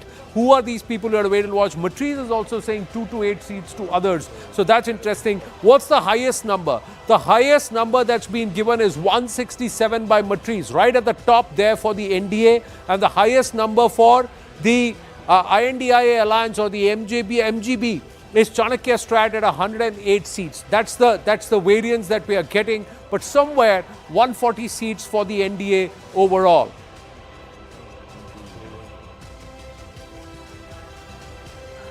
All right. So just as Anand is bringing up the numbers for the exit polls. So just a quick reminder: 7:30 we will have the second phase and the overall state numbers. As of now, we've declared for the first phase, which was 121 seats. It seems like the NDA has definitively the edge there. But I want to go across to just 1 second, Rashid. We'll come back in just a couple of minutes. If we have our colleague Shivani, who is joining us live from outside the Red Fort, where the blast happened yesterday, in which 8 people have died. Shivani, take it away. What's the latest? What are police sources telling you? What are the investigators telling you? How far have they gone in trying to solve the maze, or who was it behind the attack yesterday? Yeah. So, Zaka, through the day, we've been picking up what agencies and police sources have been telling us. One, that ammonium nitrate has been found abundantly at the site here where the blast took place. So that is, of course, pointing the connection to this entire Faridabad module that has been busted by the agencies just in the run-up to this blast. What remains to be seen, though, is whether the DNA samples of Dr. Umar Nabi, who's a suspected bomber in this case, in the car, in that I-20 car, whether his DNA samples via his family matches, because there is, of course, his remains are yet to be identified. What we do know is that his car was parked for roughly 3 hours, right where I am, close to the Suneri Masjid parking. And he didn't get out of the car. That is what the police is saying after scanning the CCTV footages. He didn't get out of the car for 3 hours. So why was he sitting in the parking and in the car? And then he took his car out around 6:49. And in a few minutes from then, there was a blast that took place at the red light right in front of Red Fort. So, of course, even as the FSL teams, etc., have collected evidence, they are going to go through the lab, formalities. But what we are being told is that there is very much a link that is coming to light between what transpired at the Red Fort and what could be this Faridabad Al-Falah University module. My colleagues Arunima, Anshul, Ananya and others have also been, collating a lot of this information on record. We only know what the Home Minister has said after doing the review meetings earlier today, which is that the instructions are that each and every one of the conspirators and perpetrators should be brought to book. For more on that, let me go across to my colleague Arunima, who's joining us. Arunima, which way is the investigation focusing on? So the National Investigation Agency has just taken over the probe from Delhi Police, also from Faridabad Police, Jammu and Kashmir Police, as well as Uttar Pradesh Police. Even though individually Jammu and Kashmir Police, Faridabad and Uttar Pradesh Saharanpur Police will continue to do their own probe, this all now seems connected, and therefore NIA will look at their investigation as well. It's possible that more than one FIR is registered, not just for the Delhi car blast case, but also for radicalization, for putting up posters, that Naugam Srinagar case that Jammu and Kashmir Police is probing. Investigators essentially are focusing on 4 questions. First and foremost, who's the handler? It is suspected that there was a Telegram, radicalization module, more than one platform on Telegram that was being run. And all these people who have been arrested, as well as Dr. Umar, who's been killed, they were radicalized on that platform. So first and foremost, even though it is suspected that Jaish-e-Mohammed was behind this attack, who was it that was behind this? Who was the handler? That's question number 1. Second, from where was the explosive procured? That's a very important question. My colleagues Anvit and Ankur have picked up after speaking to their sources that RDX could have been used. Now, ammonium nitrate prima facie is what police told our team But if any trace of RDX has been found, then it changes everything. RDX is a military-grade explosive. It can't be bought off the shelf. Ammonium nitrate can still be procured because it is in urea. It is utilized for agriculture purpose. But RDX getting smuggled into this country is an act of war, so to say, from across the border. Question number 3, are there more people? At least one more doctor has been detained. So there is a possibility that this module is still getting unraveled. And number 4, if forensically it is established that Dr. Umar indeed was the Fidayeen bomber, then who gave him that instruction to carry out this Fidayeen blast and how? Exactly. Absolutely. And on that, we've been getting you more of this entire Jaish-inspired module that seems to be behind this entire blast. Our investigations editor Manoj Gupta has been piecing together this Maulvi Irfan, who has been caught in the web of the agencies after those posters came to light in Naugam in Kashmir. And then this cleric was brought to the fore and investigations were conducting. Now this cleric is believed to be at the heart of the radicalization that has gone on of medical students, even in government medical institutions, both the ones that are in Kashmir and also of course the likes of Al Falah University in Faridabad. This cleric Irfan is believed to be the one who was inspiring these medical students who later turned on to become doctors to carry out these attacks. And there is a definite imprint of a Jaish style, old school Jaish style Fidayeen attack module that has come to light. It seems there was an attempt to show the ability to conduct such blasts right in the heart of the national capital. For more on this, let me go across to my colleague Anshul, who's also joining us. Anshul, a lot of the investigation direction is going towards this Maulvi Irfan, who seems to be the primary radicalizer and also in contact with handlers in Afghanistan, apparently. But this still could just be the tip of the iceberg. There could be more such Maulvis who could have been carrying such operations across the country at this point in time as well. And there is no way to find out that exactly who are the people who are involved in this. And that is the reason why, even as we are speaking at this point in time, the investigation into the ammonium nitrate that was recovered from Faridabad, which was recovered approximately 7 to 8 days ago. The 350 kgs of ammonium nitrate that was recovered 7 to 8 days ago. And even after that, we are seeing that still those raids are underway. How many more people are involved? What is the exact involvement of this university? This is something that is being looked into. 6 more people have been taken into custody. The HR of this university is under the lens of the investigators because he's said to be that one person who has played a pivotal role in bringing people from Kashmir all the way over here to the outskirts of Faridabad, and then eventually trying to go ahead and somewhere or the other brainwash them and get them to do the jobs that they want them to do. So this is definitely a large nexus, a sort of a new nexus that has come to the fore. The manner in which the bomb blast has been, or the blast has been, has happened, that is a new modus operandi that has been seen. The manner in which the explosives were used, that is yet again a fresh sign of a new modus operandi that has been that has come out. So definitely there are a lot of first times that has happened in this entire incident, and that is the reason why the investigators are taking their time to come to a conclusion before saying anything on record. Remember, even till today, the only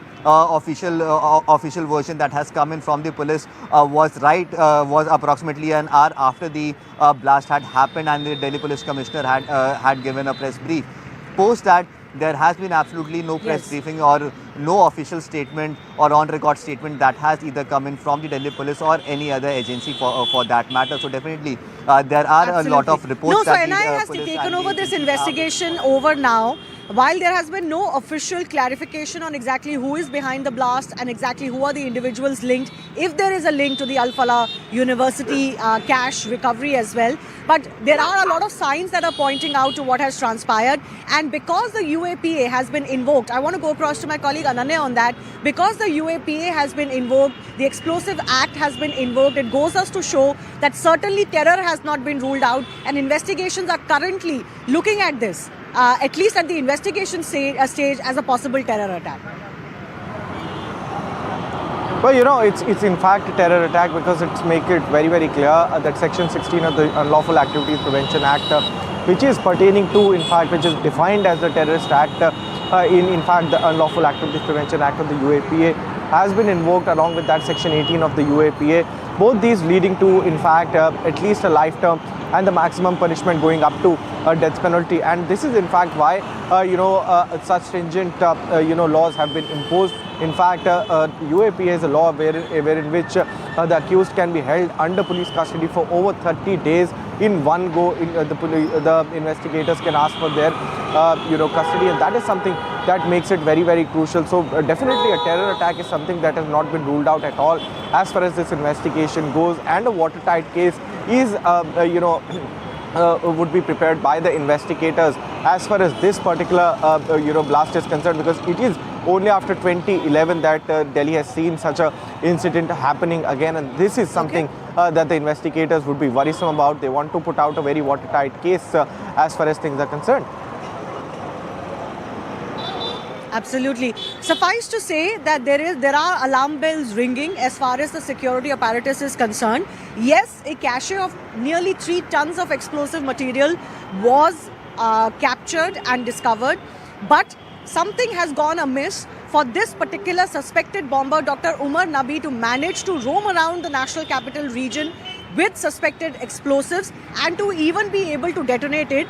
Whether it was intentional or it went off before the planning, that remains to be seen as well, because the sequence of events suggests that there may have been some plan to take it to a different location. He had stopped at a red light here at the Red Fort, in front of the Red Fort, and it went off. Was it planned or was it unintentional timing? Remains to be seen. But we're keeping a very close watch on all of these developments, even as we are waiting for the Prime Minister's arrival back into India, and tomorrow certain important cabinet meetings are also lined up. Back to the studio. Well, as Shivani's at the spot, let's try and piece out or put to you, piece together, viewers, the route, because investigators have been able to map the complete route of the Hyundai i20 that was used in the Delhi blast. At 7:15 a.m. it's been spotted somewhere in Faridabad, but after that, the driver, who now we know is a suicide bomber and also part of the Faridabad module, Umar Nabi, was caught on CCTV camera at the Badarpur border. 50 CCTV cameras across the capital have now tracked this. The suspect vehicle was first spotted on camera at the Faridabad at 7:20 a.m. in Faridabad, and then after the timeline around 8:15, it is entering Delhi via the Badarpur border. 20 minutes later, the car is captured on CCTV again. This time it is seen at the Okhla petrol pump. Then further, by 1 p.m, the car was captured, or the vehicle was captured near Kashmiri Gate. Later seen moving through Daryaganj and eventually reaching the Suneri Masjid around 3:19 p.m. The car was parked between 3:19 p.m. and 6:48 p.m. at that very spot at the Red Fort parking. Moments before the explosion, the car, because at 6:52 p.m. the car started. Umar was the only guy who walks in, gets into the car, and then drives it out right to the signal in peak traffic. That's when the blast occurs near the Red Fort. Investigators now reconstructing the entire route using CCTV footage and also trying to figure out where the car was in that intermediate period between about 8:20, 8:25 a.m. where it was spotted at a petrol pump and till about 1 p.m. at Kashmiri Gate. Where was that car? And why was it parked for 3.5 hours at the Red Fort parking lot? And who was behind the wheel?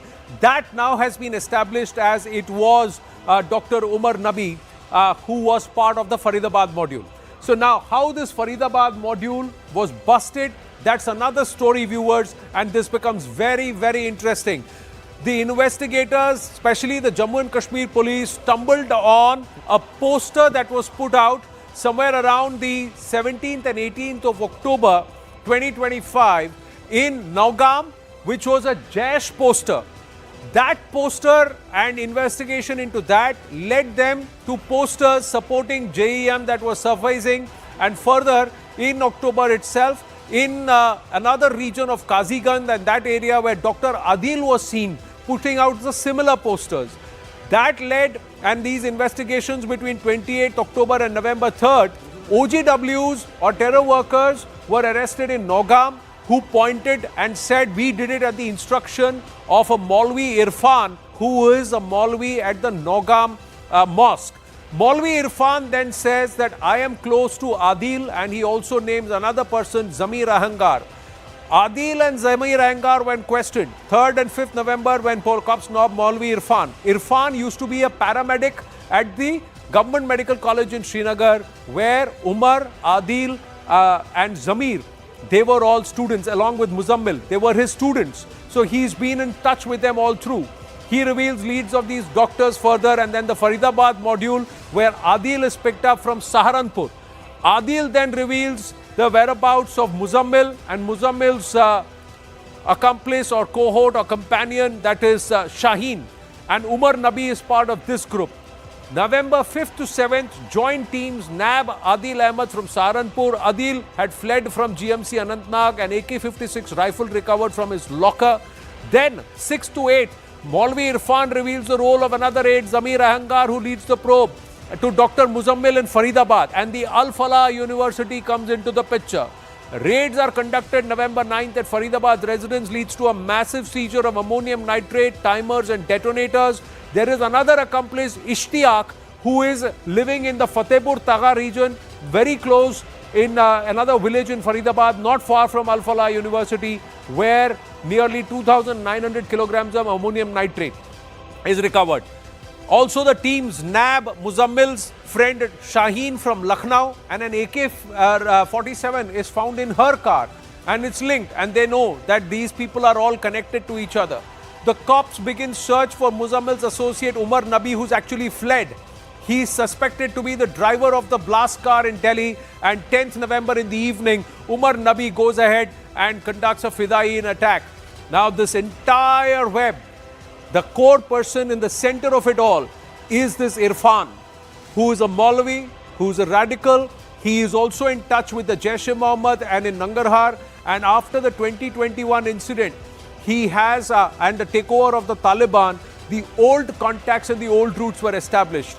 Investigators are still finding out how the Ansar Ghazwatul Hind comes into play, especially after the neutralization of Zakir Musa. Irfan was in Srinagar around the time of Zakir Musa. We'll pause it at there, but there are more leads that will emerge, and we'll continue to track those as far as the Delhi 10-11 case is concerned. We've kept you ahead all this while, and you can trust us to keep you ahead with first, confirmed and genuine news, no kite flying, viewers. Now, Zaka, let's switch focus and head back to the exit polls where the numbers are further trickling in, and will they be updated, changed based on the polling numbers of phase 2? So we have declared so far phase 1 numbers, which is 121 seats. We will declare in 15 minutes at 7:30 the phase 2 seats that polled today. Our pollster Umesh Jha has just gone down. He's crunching the numbers even as we speak. Just a quick reminder of the poll of polls, the other pollsters who have also put out their numbers, and you can see from Matriz to JVC, People's Insight, People's Pulse.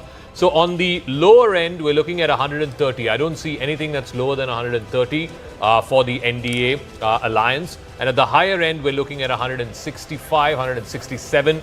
So essentially, you're looking at a range of between 130 to 167 for the NDA.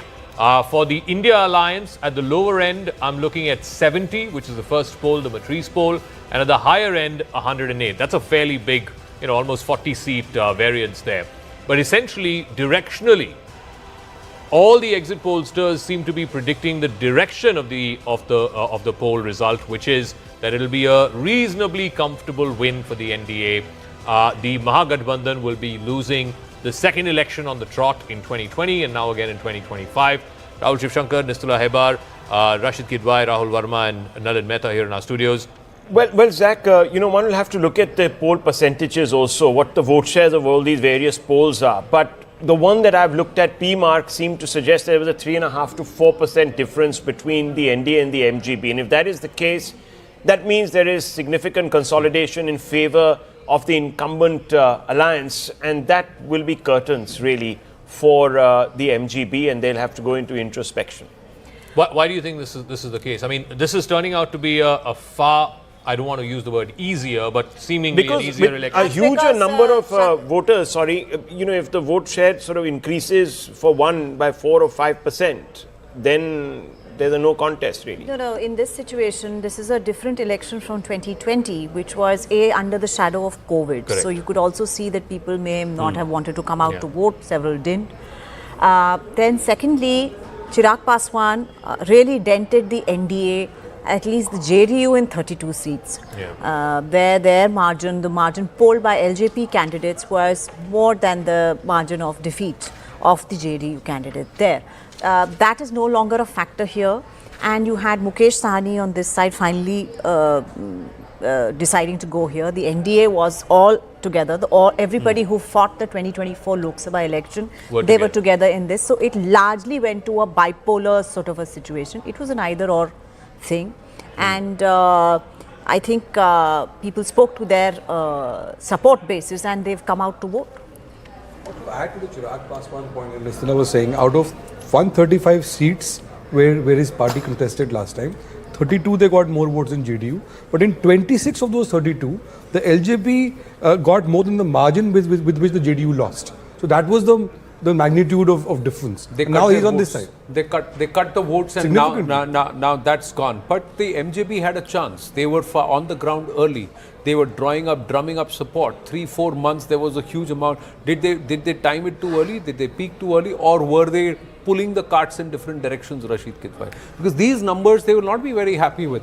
Absolutely. I think if an incumbent government, and that too a chief minister who has been there for past 20 years and wins with a greater margin, I think it's a very poor reflection on the the quality of opposition that's there. I think we need to look at how the NDA got smaller caste and smaller parties together, and that's also a very interesting story. I think though they call it Mahagathbandhan, but Mahagathbandhan lacked that kind of diversity that the NDA has. There was a lot of work and rework was there last minute. Mukesh Sahni, I was just looking at not to contest again Anand this figure, but in that India Alliance story, there is no mention of Mukesh Sahni and VIP. Yeah. How is he doing? I mean, we're talking about left, we're talking about Congress, precisely a deputy chief ministerial one, and also talk about economically weaker sections. So there are glaring gaps and holes in some of the surveys and projections, and we must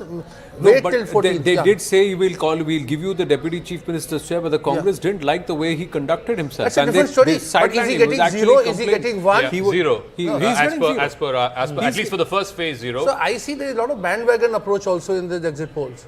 Which is what? In the sense, bandwagon approach is quite. You mean the horse is carrying the cart, or the cart is carrying the horse? Okay, Rahul, yeah. So I think, again, now at this moment, most pollsters are basically giving advantage to NDA and disadvantage to MGB. So we are discussing why MGB might have got it wrong. One thing which I think the opposition didn't do well is basically seat coordination, right?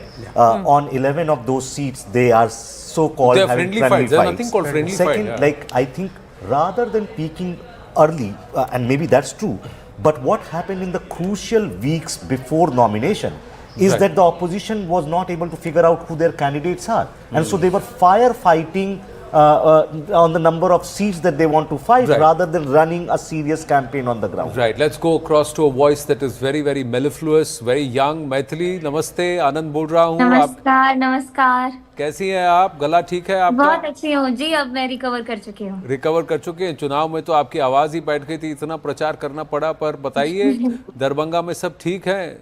Siyaram कहेंगे चुनाव के बाद? सब बहुत सुंदर. जी जी जी. कैसा गया बताइए?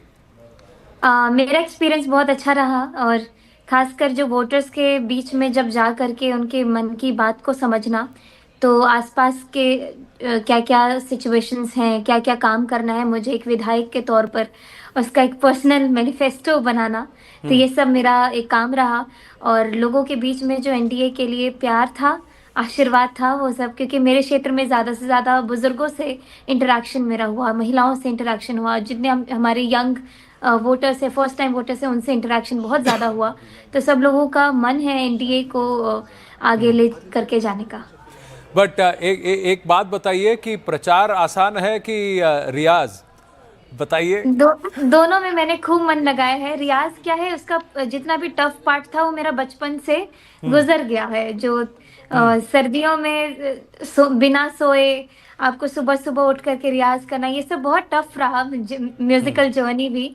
लेकिन यहाँ पे राजनीति में जीरो से शुरू किया है तो शुरू में थोड़ा कठिन लगा, लेकिन अब बहुत अच्छा लग रहा है। अमित शाह जी आपके लिए प्रचार करने के लिए आए, कैसा माहौल लग रहा है बीजेपी एनडीए के लिए?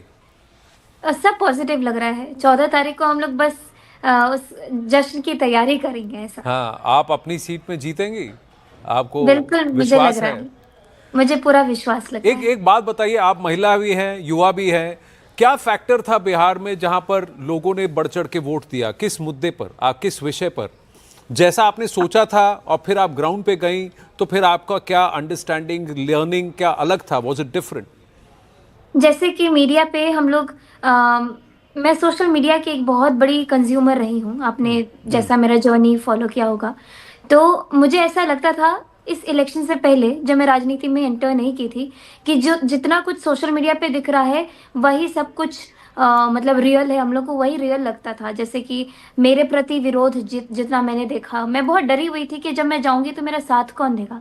लेकिन ऑन ग्राउंड जितने लोग मोदी जी को प्यार करते, नीतीश जी को प्यार करते, ये देख करके लगा कि सोशल मीडिया पे जो चल रहा है वो एक अलग ही दुनिया है, लेकिन ऑन ग्राउंड लोग बहुत ही ज़्यादा मन बना चुके हैं। और फैक्टर्स जैसा आपने पूछा तो हमारे यंग लोगों को बहुत ही ज़्यादा उम्मीदें हैं जो एनडीए सरकार से आने वाले समय में बहुत ही कुछ अच्छा होगा और इसको लेकर के सब वोट कर रहे हैं। पर ऐसा लोग नहीं कहते थे कि नीतीश बाबू थक गए हैं, नीतीश बाबू चला पाएंगे कि सरकार?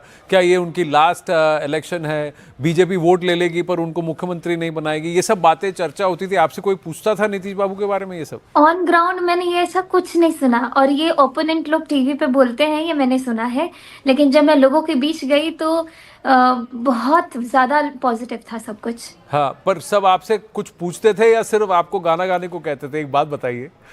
सब मुझे आशीर्वाद देते थे, बहुत गाना गाए बिना तो कोई छोड़ते ही नहीं थे। सबसे पहले मुझे सुनते थे कि मैं क्या कहने आई हूँ, और सबसे पहली चीज लोगों के अंदर इस चीज को लेके भी बहुत उत्साह था कि मोदी जी ने मुझे प्रत्याशी के रूप पर अलीनगर में भेजा है। जैसा उन्होंने बोला था कि 1 लाख युवाओं को राजनीति से जोड़ेंगे जिनका कोई पॉलिटिकल बैकग्राउंड ना रहा हो, तो उसमें जब मेरा पहला नाम और एक एग्जाम्पल के तौर पर मुझे अलीनगर भेजा गया तो लोग उस चीज को लेके भी काफी सराह रहे थे मुझको और मोदी जी को भी। और ये हम लोग के लिए सौभाग्य की बात है कि अपने क्षेत्र में जाकर के काम करने का मौका मिल रहा है। अच्छा, एक मैं आपसे जानना चाहता हूँ, एक इंसिडेंट, कोई घटना बता दीजिए जिसकी वजह से आपको लगा हो कि जो मैंने निर्णय लिया वो सही लिया, the decision I have taken is the right one. Some incident जो शुरू के 4 दिन याद भी रहेगा। जी, शुरू के 4 दिन I was traumatised for real, because nobody were just, मैं कैसे उस फीलिंग को बताऊं। रोज 4 दिन मैं रो रो करके वापस अपने कमरे में जाती थी कि क्या मैं सही जा रही हूँ, क्या मैं सही कर पाऊंगी, क्या मुझे जो इतनी बड़ी अपॉर्चुनिटी मिली है मैं उसको जस्टिफाई कर पाऊंगी अपने पूरे इस जर्नी में। लेकिन 4 दिन के बाद जो मुझे शक्ति मिली ना, जब सारी महिलाएं मुझे शक्ति देती थी, मैं पर्सनली बहुत लोगों से जाकर के मिली, सबका आशीर्वाद लिया, और वो जो मोटिवेशन मिला ना कि मुझे अपने ऊपर इतना भरोसा हो चुका है कि चाहे कोई मुझे कितना भी विरोध करे, ट्रोल करे, लेकिन मैं अपने आप को अगले 5 साल में अच्छे से प्रूव करके दिखाऊंगी। आपके गले में अभी भी खराश है, तो आज आपसे मैं आग्रह नहीं करूंगा, जिस दिन आप जीतेंगी, जिस दिन निर्णय आएगा उस दिन आपसे फिर बात करेंगे, तब आपसे खूब गवाएंगे, तब आपको फिर गाना होगा, तब तक गला आपका ठीक हो जाए, यही प्रार्थना है। Thank you, always a pleasure speaking with you Maithili, thank you so much. Thank you, नमस्ते। नमस्ते। So I think we have the overall state number now. Let's go to that. Let's go to that. Interesting insight that she gave, that I realized as Gen Z that the social media world and what's happening on ground, the real world is very different. And that's a very candid admission that came from a first timer. Let's now look at the numbers. We got the full set of numbers from Bihar. Let's try and see what the updated numbers are, and we'll put out our numbers also, the News 18 mega exit poll numbers, after we take a look at the poll of polls, viewers. Let's see what the number is. There an upward, downward revision somewhere? Matriz has made an upward revision. Matriz has pushed those numbers up to 167. So it's looking stronger for the NDA. Look at JVC, says 150. Let's look at the higher numbers, and there are more numbers which are getting closer to the 160 mark at the upper end for the NDA.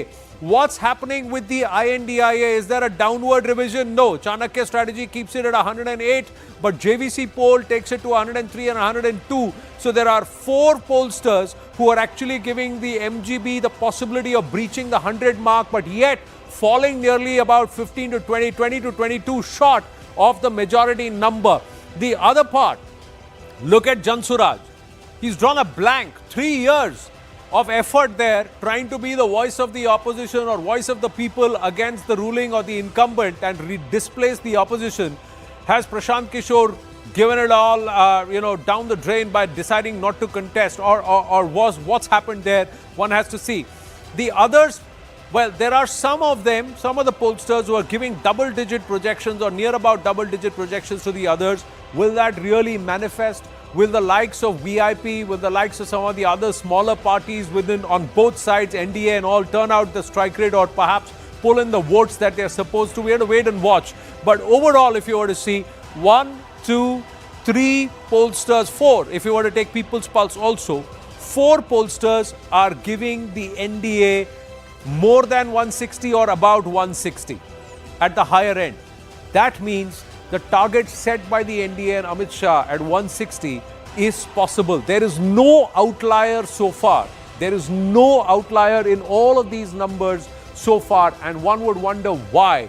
Usually, exit pollsters, there is somebody who's an outlier. This time, there is no outlier. They're all within a similar band, plus or minus 10 seats, but that's where they are. Everybody is giving them more than 130 seats, the NDA, but less than 170. And it's in that range for the NDA, and it's NDA all the way. There's nobody who's saying that the MGB has a chance. Now let's look at the breakup. This is the mega exit poll. Overall numbers for CNN News 18 and the News 18 network.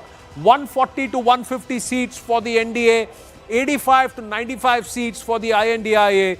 Jansuraj could get up to 5 seats, and the others are 5 to 10 seats. So who are these others? We'll look at the breakup.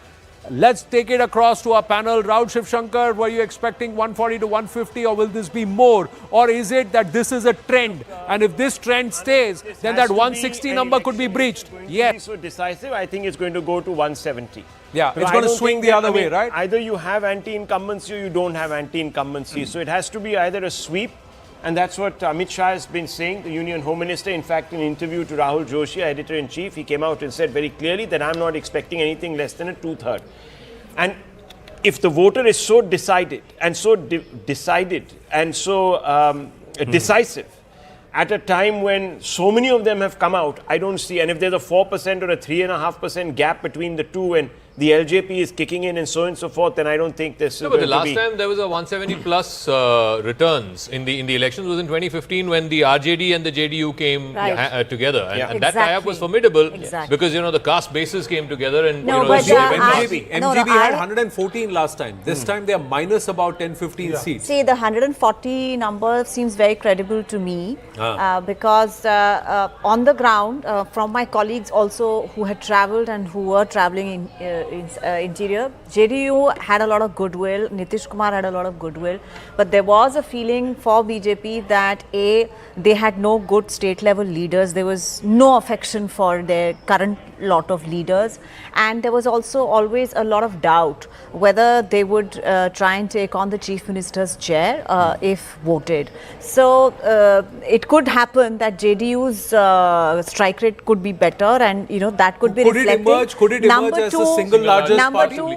Number two, I also want to say that in terms of whatever I have spoken to people after the first phase of polling, there is an apprehension about Jansuraj, about them cutting into votes, especially in urban areas among young people and young upper caste. We'll see about that. People. But so, that is one thing that fundamental issue is, and Rahul Verma, please weigh in on this. Last time the NDA was 125. It was 3 above 122, which is the halfway mark.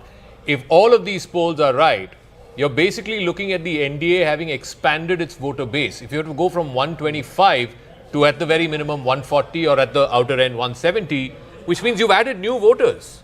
Who are these new voters? The LJP Maybe guys not, who didn't yeah, vote. 38, Who 39 didn't vote plus the 5 last or 6% of LJP is So already it's 45. the LJP is the only differentiating factor. Well, it's a big factor, right? Like Okay. it alone gives you a 45% sort of like range. Then Upendra Kushwaha's outfit was not with these people. Last in time, red. Not just No, that, no. there are I think- voters who have not voted the last time have come on because the Yeah. voter percentage has gone up. No, Yeah, yeah. There is a significant jump. So there were voters who may have refrained from voting the last time around because they were disenfranchised at that time. Bihar is the youngest state in India. There is a youth bulge in Bihar. Yeah. And it may mean that younger, we'll have to see the data. We haven't seen the data yet. It may also mean the new first-time voters are. It may also mean that over the Zaka, it may also mean that 60 lakh people who had voted in Lok Sabha are not voting in this election. No, but the 60 lakh people. So half of them are dead. More than half of them are dead. 60 lakh people are dead. No, 60 lakh people did not vote. They were part of the voter rolls, not necessarily that they voted Rashid I mean, Kibbai. potentially, anybody who's in a voter I list. request you to frame your sentence very carefully. No, They didn't vote potentially- there, sir. They were no, part of the poten- voter rolls. How do you know? If you are in They a were voter part of the list, voter whether you rolls and voted they've or been you're not removed. voted, They're that's part of the voter rolls, I'm they've just been removed. pointing a Sir, glaring the largest omission. number of No, voters what will I'm be saying is remove absolute were number of deceased voters. voters. Absolute number of voters may have come down overall, but the absolute number of voters has also gone up because the rise in percentage is disproportionate to that. But you're saying something. The absolute number of voters, according to the EC figures, the only thing that they haven't revealed is how many of them were so-called Ghuspetiyas. But the fact is, a large number of them were deceased voters, or voters that had left the state. That was around 85% of the voters that have been excommunicated from the voter rolls. So I'm only stating a fact. No, in double engine ki sarkar, how can there be so many Ghuspetiyas? No, but they've not revealed the Ghuspetiya Now number. we are digressing. They've not. 80% of them were. But they what were does that part of tell the you? ro- They were. Rahul? Why have they not revealed the were number of illegals? Look, why are you putting They were part in a of the situation where, let's They were let's part talk of the about the rolls, most but they definitive didn't issues vote. of this election. But the larger question, but Sandeep ji, if you were to look at it, does the NDA show that they can manage alliances better? The BJP show that. Does the BJP realize what are the factors and they're ready to course correct faster than the MJP does? I think it's clear if these numbers hold that the NDA's alliance chemistry has been much more effective. It's important to highlight the fact that if these numbers hold, the two principal parties within the NDA, the BJP and the JDU, have done well. And on the other hand, in the Mahagathbandhan, it may well be that the RJD continues to do as well as it did last time, but its partners within the alliance, especially the Congress, has been the weak link, and that has contributed to the Gathbandhan being where it is in the exit polls that are seen. So if what the exit polls show us actually shows up on Friday also, then it indicates that the alliance chemistry for the NDA has been very, very effective, and the alliance coming together in the Mahagathbandhan had its serious challenges. Well, we're waiting for the vote share projections. The vote share projections would also make the difference because the last time around it was less than 2%. The vote share is very important. If you have a 4.5% gap, and I've seen a couple of other polls now on social media, and they seem to be projecting a 4.5% gap. And if you look at the new voters that have come in, that's a very significant jump. And that shows that if you're winning every constituency on an average by 4.5–5%, I don't see why you wouldn't be crossing into a territory that's suggestive of a sweep rather than just a plain and simple majority. It'll be like, the elections that we have seen in some of the other states. No, but then what does that mean in terms of look at this, when the BJP is its weakest in 2024, between June 2024 to November 2025, some of the most landmark decisions have been made when perhaps the BJP at the center has looked the weakest. At a time when perhaps they wanted the likes of Chandrababu Naidu and Nitish Kumar to back them, and if they pull back support, the BJP and this NDA will not stand.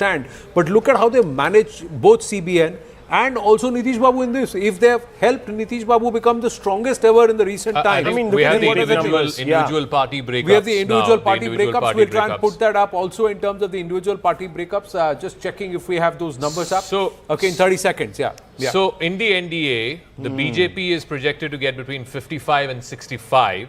The JDU is projected to get between 60 and 70. So it's likely, I mean, certainly according to the News 18 poll, the JDU will be the single largest party. It'll have more seats than the BJP. The JDU numbers are? The JDU is between 60 to 70 and the BJP is between 55 to 65. So that's a significant bump up for the JDU. The harm is between 0 to 5.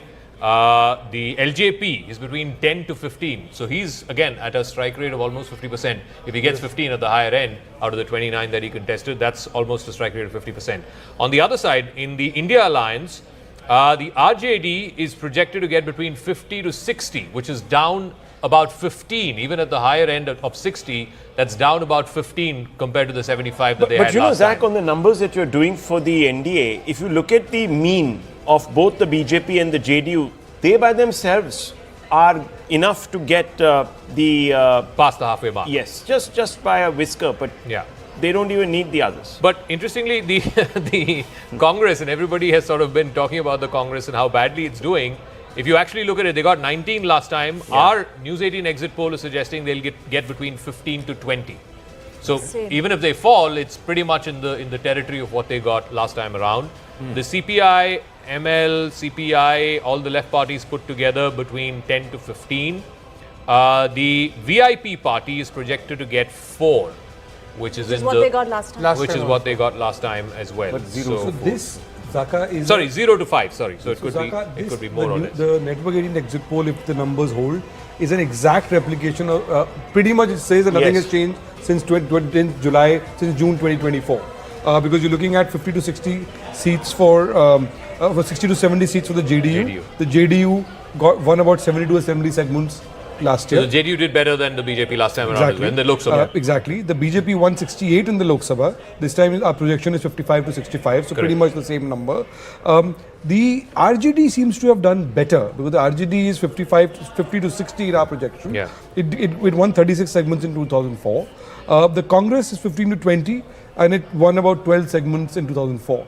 So pretty much, and the new factor is LJB, of course. Yeah.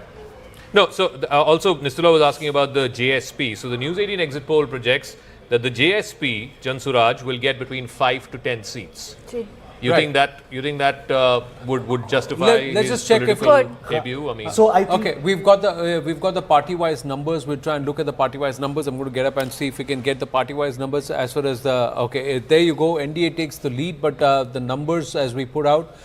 Phase 2 exit polls, NDA not just 140 to 150 seats, but we want the party-wise breakup and talk about that because within the NDA, the JDU emerges as the single largest party. But overall, as far as the News 18 mega exit polls, who's the single largest party? Is it the RJD or the JDU? The JDU. So the JDU becomes the single largest party. And that means Nitish Babu and the JDU are firmly established. There were many who were saying, is the JDU going to dissipate? Is it going to break away into multiple factions? Who after Nitish? The survival, etc. I have to say this. I've just been corrected by our pollster. JSP is 0 to 5, not 5 to 10. 5 to 10 would have been a big Jan Suraj splash. Party 5 to 10 would have been a big splash. It's 0 to 5. So Jan Suraj Party is 0 to 5. Yes, Rahul. So I want to make one point on why, even if the Rahul Shiv Shankar, if there is a 4% lead, it may not turn into a sweep because like that 4% sweep does not, 4% lead does not mean it will hold in every constituency. Seat conversion always depends on the distribution of votes. So it is possible that an MGB is able to convert seats in some concentrated pockets. And that might be Simanchal. So constituencies that have sizable, say, Muslim and Yadav population, which might be touching somewhere in 40% or 50%, they are much more likely to be. That's what Rajiv Rudy was also saying. There are 70 seats where MY my point was... Now we have this breakup at the bottom of it. Rahul Verma, my point was that a party like the RJD, which is a cadre-based party with very definitive vote banks, if they are not being able to breach a particular vote share despite their very strong concentrated support, then there's a problem. And that's why I feel that there might be actually a runaway for the... No, but see, I think, like, again, on this number, why this is a possibility.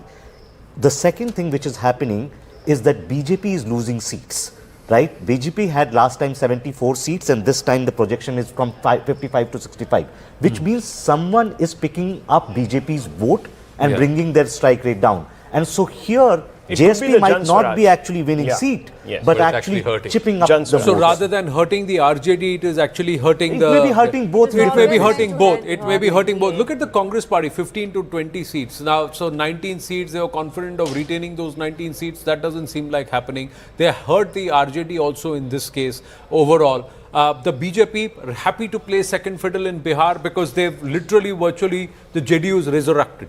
So far they said, who after Nitish Kumar, what's going to happen after Nitish Kumar. Now JDU emerges as the strongest party in Bihar, almost close to, much ahead and much better.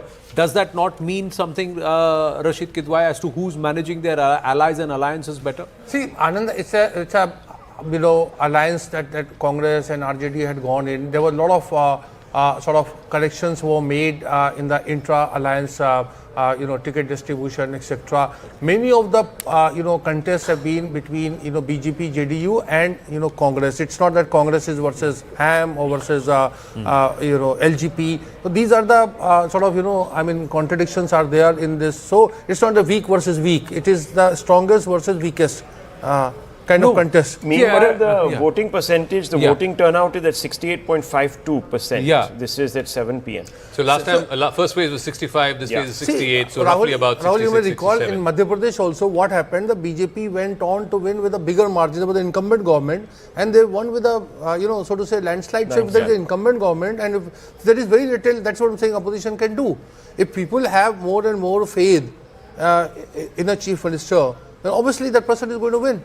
No, but that doesn't mean you just give up. I would like to remind, I would like to tell Rashid about his own article that he wrote recently on reflecting on Zohran Mamdani and what the Congress party could learn or the opposition could learn, which is to build a political program around what people are worried about rather than lecturing them on what they should be worried about. And maybe that is an important factor in building up an opposition fight. In Kerala, in Assam, etc. In Bihar, basically, it was Tejashwi's election. The entire politics revolved around Tejashwi. If Tejashwi has succeeded, the Congress if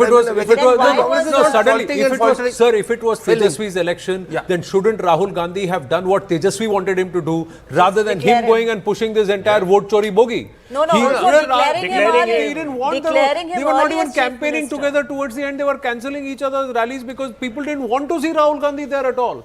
So the Congress was not adding value, it was actually Mamdani, the difference between Rahul Gandhi and Narendra Modi was less than 10%. Sir, you can see whatever poll. Look at it on ground. Did the RJD want Rahul Gandhi in their rallies? Ask your own. Looking at polls. Don't deny polls. Sir, simple Bihar made. Did they want to see Rahul Gandhi or did they want to see? Did they want to see Tejashwi? Did Tejashwi agree with vote chori? Did Tejashwi agree with vote chori? Did Tejashwi agree with the vote chori plank, or did he say let's focus on jobs, let's focus on BARD, let's focus on these issues? Did Rahul Gandhi talk about that? I'm saying there is no vote chori. Free and fair elections is something very different from what we see electoral contest and the outcome of it. Sir, don't try to correlate. Mamdani वाला logic आप लगाइए, आप बताइए राहुल गांधी ने issue चुना या बोला कि इस पे worry करो. We can talk till the cows come home about what Rahul Gandhi could have done and so on. But it seems to me that the structural problems of the Congress remain the same. In 2024 there was an opportunity for the Congress. It seems to have not learned those lessons. So you keep every election now seems to be like a facsimile of the previous one, where the Rahul Gandhi gets the headlines, has this, and now is a new discourse of elections being lost. But on the ground, the problem is not having the electoral machinery. And that was not the case in 2018. So is it a failure of imagination or is it a failure of execution? But enough of the Congress. Since 1989. But there is also a message, Sandeep Shastri ji, there's a message for the BJP also. If the BJP is doing a 55 or a 60% strike rate, that's very poor strike rate or performance for the BJP electoral machinery. They do not agree to anything less than 70% or 75%. This is very bad strike rate. So is there a message there that the BJP local leadership is not working? Now I think if these numbers, at least the details within each alliance holds, I think not projecting Nitish Kumar as the chief minister candidate could have made a difference. the fact that the BJP was not able to project any of its state level leaders and their whole campaign was around the persona of the Prime Minister. Now that factor, that in the Bihar elections you were not able to project a state level leader. In the Bihar elections, the NDA was not able to project a chief ministerial face. Now that factor, I think, if these numbers hold, would indicate that the JDU was able to do better because they were rallying behind their leader, whereas the BJP was focusing on the party campaign without a state level leadership phase. And that, if these numbers hold, I think that could have contributed to the challenging strike rate which the exit poll seems to show. But then, if Nitish was not the chief minister faces, why would the JDU do well? If Nitish was not on a solid position and Nitish had not been projected, why did the JDU do well? But there is a point you make where you say that the BJP local leadership was not projected is hollow by the there. NDA, but projected by the JDU. JDU was projecting Nitish. The NDA was not projecting Nitish. This, I think, is a difference we need to keep in mind. Right. Just quickly taking the individual parties and look at this. The more left the Congress goes, the higher the left goes. The left is rising at the cost of the Congress party's left position. That's what's happening. Look at, this is what the numbers say, sir. Look at the number of seats the left have contested, the number of seats the Congress is contesting, and what the News 18 mega exit poll numbers show, that the left could actually win more seats than the Congress itself. Rashid Kidwai, and to our viewers, look at the JDU. The JDU strike rate significantly better than the BJP. 55 to 65 for the BJP. It may emerge as the second largest party if these numbers hold, if these projections hold. RJD, the third party, the largest, single largest party, could be Nitish Kumar and the JDU. LJP 10 to 15 seats, not a bad strike rate for the 29 seats they are contesting in. They seem to be doing better than the Congress. And they seem to... Bihar Deputy Chief Minister Vijay Sinha ji is with us. Vijay Sinha ji, namaste. Thank you very, very much. मैं आनंद बोल रहा हूँ, मेरे साथ जाका और राहुल शिवशंकर हैं. मैं पहला प्रश्न आपसे पूछना चाहूँगा, एग्जिट के रुझान पर आप क्या कहेंगे? देखिए, बिहार की जनता का जो भावना का प्रकटीकरण है, डबल इंजन की सरकार, देश के प्रधानमंत्री नरेंद्र मोदी जी और बिहार के मुख्यमंत्री नीतीश कुमार जी के अनुभव और इनके द्वारा विकास के किए गए कार्यों पर उनका बटन दबा है, उत्साहित हो करके बटन दबाए हैं।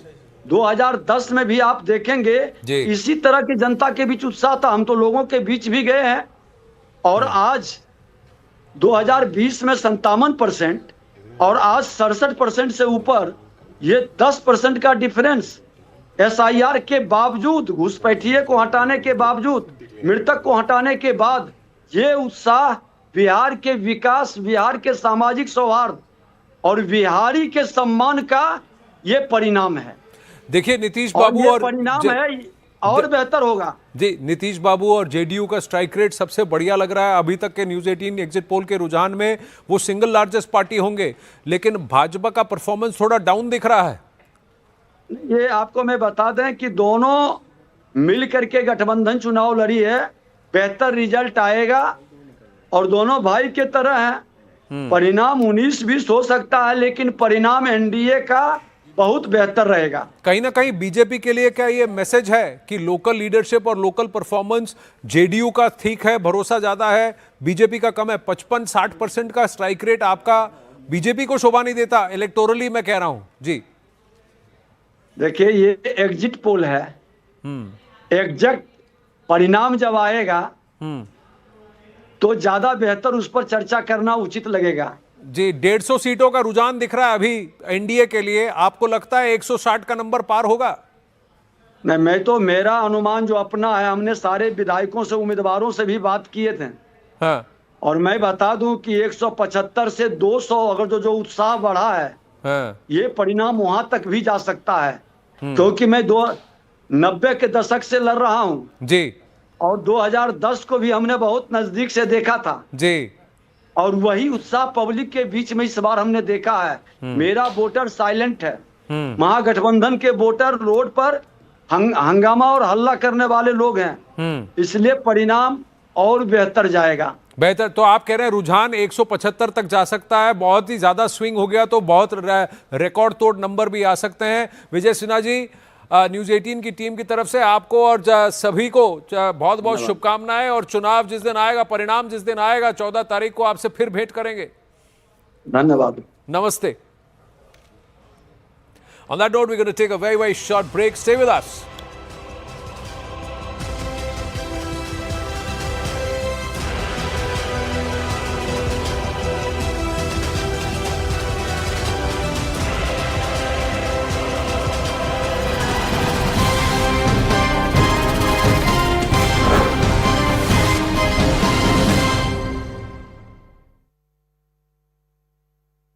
Co-presented by this.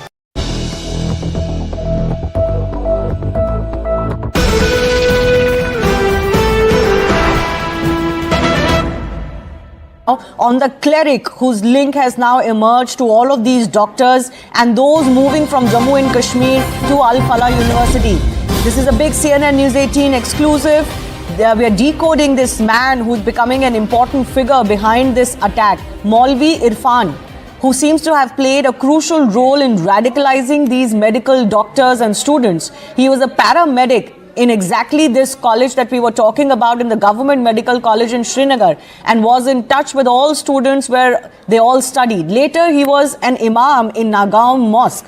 Remember, Nagaon is also the area where those posters emerged first. So it's all really a web of link between all of these individuals and these places. For more on this, let me go across to my colleague Anand, who continues to be with us. Anand. Well, this was the question, isn't it? Who was the person and how did these educated individuals get radicalized? That question is being answered by this fact that it is Maulvi Irfan who's the link towards radicalizing all these individuals. And how? Who named Maulvi Irfan? Arif Nisar Dar, Yasirul Ashraf and Maqsood Ahmad Dar. All three of them residents of Nogam, the OGWs who are putting these posters of the Jaish. Now, why is it, how is it that they knew Maulvi Irfan? Because he is the Maulvi of the Nogam Mosque. But where was he before he became a Maulvi of this Nogam Mosque? Irfan was a paramedic teacher. He was teaching them at the paramedic college of GMC. He was a paramedical at GMC Srinagar, Government Medical College Srinagar, where he came into contact with these people, Adil, Muzammil, Shaheen and Umar, because they were all students under him. So before he moved to the Nogam Mosque as a Maulvi, he was there, and that's when he came into contact with these students, with whom he continued to stay in touch via platforms like Telegram and Threema, encrypted platforms. And he was the Jaish recruiter and radicalizer. He was the one who the Jaish had recruited to try and seed these, sow these seeds of radicalization among educated minds and slowly convert them. What was he doing? Manoj Gupta getting us these details. He was in touch via VoIP or Voice over Internet Protocol. Again, encrypted platform, difficult to detect, with entities who are based in Afghanistan in Nangarhar. Nangarhar is the alternative base outside of Pakistan, training facility of the Jaish. And that's where his handlers were. And he was feeding them, again, vitriolic info, radicalizing videos, and also wartime Afghan videos which urge these men and these people to fight. Maulvi Irfan is the... Let me go across to News 18's Rishabh Mani. He reports for News 18 Uttar Pradesh. He's live from Madion, where raids took place yesterday at Dr. Parvez Ansari's residence. मैं आपके पास अब आ रहा हूं ऋषभ जी, मुझे बताइए कि आपके पास क्या समाचार है जो आप हमारे साथ शेयर कर सकते हैं।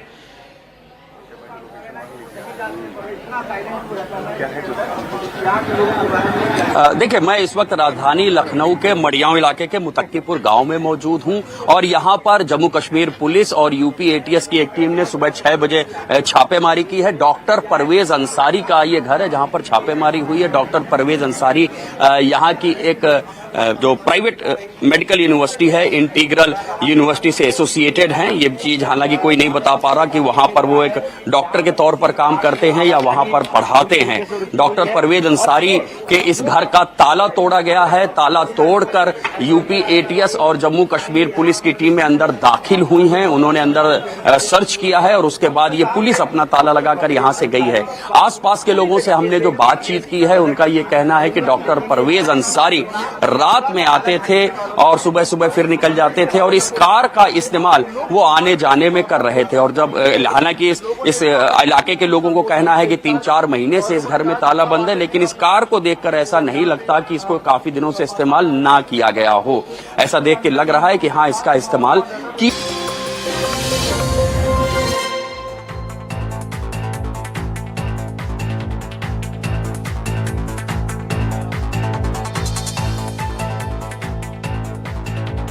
Good evening, you're watching Brass Tacks with me, Zaka Jacob. A high-intensity explosion ripped through a slow-moving Hyundai i20 car. This happened at a traffic signal very close to the Red Fort metro station. It happened at 6:52 p.m. Monday evening. The Delhi Police, the National Investigation Agency, the National Security Guard, they're all coordinating this probe, which has now thrown up a link to a terror module that was recently busted in Faridabad. That happened just yesterday, early hours of the morning. Almost 3,000 kilograms of explosives, primarily ammonium nitrate as well as other explosive material, was seized just hours before the Delhi blast happened later in the evening. The conspirators of this blast are 4 doctors, all linked to something called the Al-Falah University in Haryana, where this terror plot appears to have been hatched.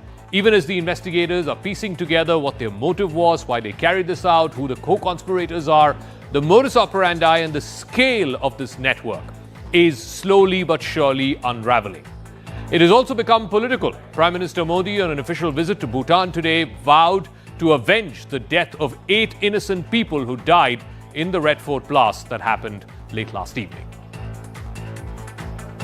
इस घटना की जांच में जुटी सभी एजेंसियों के साथ, सभी महत्वपूर्ण लोगों के साथ संपर्क में था, विचार विमर्श चलता था, जानकारियों के तार जोड़े जा रहे थे। हमारी एजेंसियां इस षड्यंत्र की तह तक जाएगी। इसके पीछे के षड्यंत्रकारियों को बख्शा नहीं जाएगा। All those responsible will be brought to justice.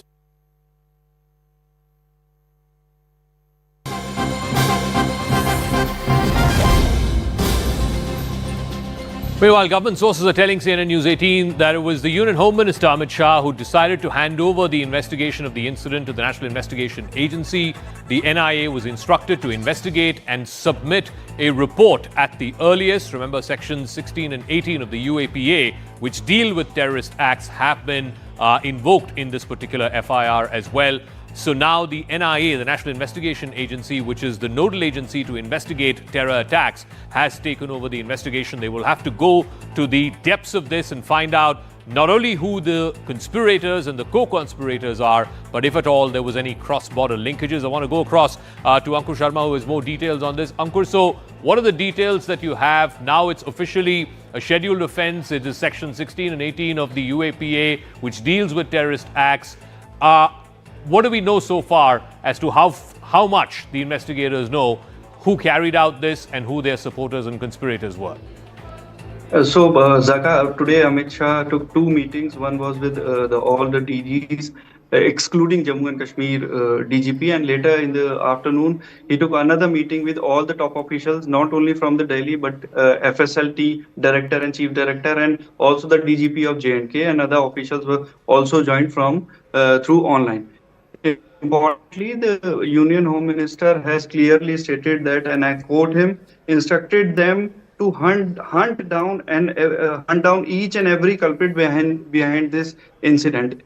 After that, according to the sources, the Home Minister in the meeting has instructed FSL to collect all the specimens from the spot and investigate it and file a detailed report as soon as possible. And also, he has instructed FSL to collect body samples from the bodies of which were in the car that exploded. So importantly here, the bodies, there were multiple. It is expecting that multiple 2 or 3 people were there inside the car which exploded. So certainly now the NIA will be investigating the case. The case has already been transferred to NIA.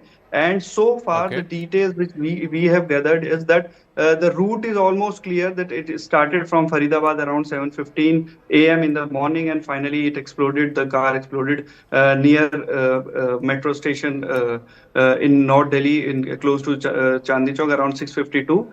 And they know, aware about the route. Importantly, there is another theory which is basically the courier theory. This is new update which we have gathered, that there is a possibility that these people were trying to take this consignment to some place, because there is no clear basically place where they actually place the explosives. The car was slowly moving towards they were trying to cross the red light, which we shown earlier also. Importantly, like previous bomb blast cases, either car was parked somewhere, or like Pulwama, what happened in Pulwama, the Fidain just crashed the car with the CRPF bus. Yeah. So unlike those incidents, in this incident, nothing such thing has happened. So there is another theory that the car occupants and the driver may be the courier for the. So that is again a working possibility that the investigators are looking at. Ankur, thanks for that. Shivani Gupta is also joining us live from the Red Fort. Anshul Singh is also joining us. He's been tracking this for the last 2 days now, ever since the bust-up that happened in Faridabad. But Shivani, first to you. The focus clearly seems to be on these 4 doctors and their connection to this college that happens to be in Haryana. Their association seems to be centered around that college. But the mind really boggles as to why such well-qualified, well-educated folks would turn to this kind of a dastardly terror act for whatever their motivations are. What do we know about these 4 individuals? Yes. That is indeed the biggest story that we are tracking. The backgrounds of these doctors has been traced to Kashmir. Now, of course, radicalization and terrorism has been a concern from the valley, but we have seen that the valley and even Kashmiris have been trying to slowly move on from those dark days, and there's been relative peace in the valley, barring some of the prominent attacks that have taken place, and in the rest of the country. Now, since 2011, we haven't seen a blast of this nature in the national capital, and that has certainly sent shockwaves across the country, because these individuals, these doctors, Dr. Adil, Dr. Muzammil, Dr. Umar, who's suspected to be in the car that blew up, and Dr. Shaheen, the female doctor, their link to them is coming from Anantnag or from Pulwama in Kashmir. Many of them worked in the Anantnag Medical College, Government Medical College, and the local cleric there, a cleric named Maulvi Irfan, his name is emerging as possibly the point person who was in touch with handlers in Afghanistan, Pakistan, and was radicalizing these medical students. These would have been medical students earlier in life, and they have become doctors since. But just the sheer amount of the explosives that have been recovered, 2.9 tons of explosive from the likes of Dr. Adil and Dr. Muzammil, boggles the mind. Also the fact that there was clearly a plan to have serial blasts, possibly of the kind we haven't seen in over a decade and more in India, and do it at multiple places. What we're also learning is that there is a Jaish link that is coming to light, because it all unraveled after those posters that were found by the local police in Naugam in Kashmir. SHO Naugam and also one of the SSP in Srinagar, they found it curious that after many years these posters threatening locals from cooperating with investigative agencies had come up. They tracked the CCTVs, they led to OGWs, to this cleric Irfan, and subsequently to these doctors. But yes, this has certainly pegged back the faith that people would have had both in the doctor community and certainly from members of the Kashmiri community. I also want to go across to Anshul Singh. The other common factor seems to be this college in Haryana, and Al Falah College. I believe it's a private institution. You were there today, spending some time there. What do we know about this institute? Who are the people who run it? And how did they not know what these doctors were up to? Well, it is still not clear that if at all the administration actually did not know that something like this was actually brewing up inside their university itself, because even as today, at least 6 people from the Al-Falah University have been taken into custody for the purposes of questioning by the Faridabad police. Out of them, one is an HR of this university, and that HR who goes by the name Jamil has been working over here for the longest of time. Remember, this entire university became a university in the year 2014 itself, and probably one of the first employees of that university was HR Jamil. And it is being said that over the last few years there has been a significant spike in the number of Kashmiris that have been enrolled into this college, either as students or as educators. Now remember, all 3 people whose name have come out, all these 3 white collar terrorists whose name have come out, have a clear link with Jamil, as well as Jamil was the person who initially brought in Umar approximately 7 years ago into the Al-Falah University, where he was appointed as a associate professor. The second accused, Muzammil, was brought over here approximately 3 years ago, and he was a senior resident over here. Whereas the third person, the woman doctor Shaina, she also joined the university approximately 2.5 years ago, and she was specifically tasked, is what the intelligence sources have told CNN News 18, is that she was tasked to actually go ahead and try to brainwash more women into following the path of the so-called fight for jihad. So this is how they were operating over here. The administration has still not been let go of. No clean sheet has been given to the administration even at this point. The investigators are still trying to find out if at all there are more people who are a part of the university as well, and who could have been the part of this entire nexus as well. Because remember, the recoveries that has happened, the 360 kgs of ammonium nitrate that has been recovered just 300 meters away from the gates of the Al-Falah University, whereas the 2563 kgs of ammonium nitrate that was seized yesterday, that is also just 4 kilometers away. And interestingly, the place from where it has been seized actually belongs to an imam. That imam yet again works inside the Al-Falah University, and is one of the person who actually is the head of the mosque over there as well. So there is a large nexus that has already come out from Al-Falah University. It remains to be seen if at all the person who blew himself in front of the Red Fort, whether it was Dr. Umar or not, because that is one piece of information. That one DNA test is going to be so crucial, because that DNA test will tie the blast outside the Red Fort to Al-Falah University. Anshul, Shivani and Ankur, thank you for joining us. So we're now able to piece together the individuals who are involved in this, the conspirators, the co-conspirators, what their motivations were. The pieces of the puzzle seem to be falling in place. I want to go across to Kiran Bedi, former IPS officer, former Lieutenant Governor of Pondicherry. N.K. Sood is former RNAW officer as well. He's also joining us. Ma'am, let me start with you first. You know, one of our correspondents also touched upon this point. Now, either this particular person, this Umar Nabi, who was the person who was believed to be inside the car and blew himself up outside Red Fort, had this panic attack sort of situation where there was this Faridabad module that was busted early in the morning. He got wind of it. He escaped from there. There's CCTV footage showing him leaving Faridabad and entering Delhi through the Badarpur border about 7:15, 7:30 in the morning yesterday. And then for about 7 hours, he's traversed through large parts of Delhi, going eventually to Old Delhi, and then parking himself inside this parking lot from about 3 o'clock, 3:30 in the afternoon till about 6:30. And then a little quarter to 7, the car is seen coming out of that parking lot, and within few minutes, the blast happens. Do you believe that this whole thing was a panic attack, or do you think he orchestrated this, waited in that parking lot, waited knowing that there will be peak evening hour, people going back home, you know, businesses closing down, etc. There will be peak rush hour in the evening, and chose to do this? If it was waiting for a peak hour, then there were many other better places, more traffic places. If there were peak hours, he could have driven into Chandni Chowk. Yeah. Rather than the Red Fort signal, I think he was waiting I think he's on the move. He's only stopping at the signal for some time.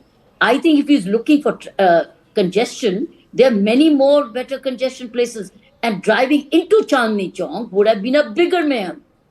Because Chandni Chowk, you can't even a rickshaw can't go in. So if he had driven into the Chandni Chowk, then he would have, and then there were many other spiritual, religious places as well. So I think he was carrying it.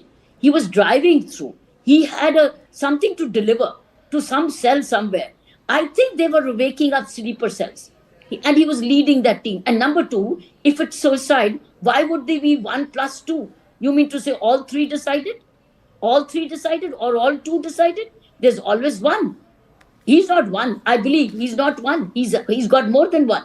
There are co-conspirators. From whatever information that we have so far, we only know of one person inside the car at the time that the blast happened. So far, at least. We don't know of more people inside the car at the time that the blast happened. Why would he wait? Why should he wait? Yeah.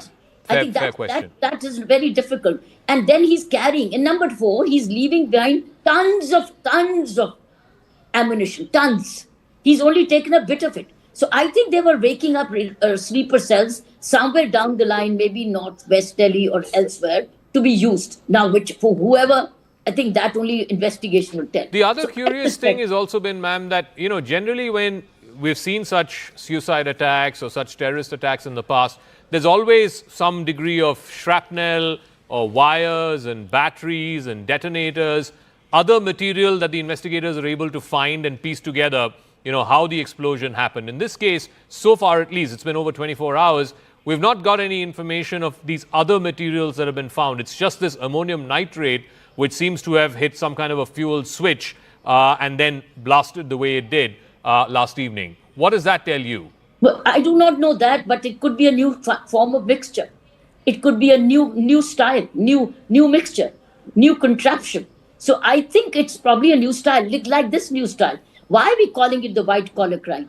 Because here are educated people. I think it's a lot of money involved. There's a lot of money trails. It's an ecosystem to be demolished. I feel that we have saved ourselves because of this exposure. All the tons, 2.9 tons, which was supposed to be spread out all over the country to wake up sleeper cells, to my mind, I think we have saved ourselves from that. But before I go to Mr. Sood, I want one final word from you, Ms. Bedi. The thing that you touched upon, the idea that somehow terrorism was carried out by people who were impoverished, aggrieved, who were not necessarily from affluent sections of society, or certainly not well-educated like these folks were, that whole myth stands busted. How do you see that? Exactly. Now they've looked for another kind, which is the intelligent, the professional, being radicalized, and then getting a lot of money. So I think there'll be a huge money trail behind this, which can expose the entire network. So there's a very big ecosystem network dealing also with money trails. Nobody's taken responsibility for this so far. Nobody, because there are scares for that. If they do, then there will be national repercussions. So I think there are insiders who are waking up sleeping cells with ammunition and with money.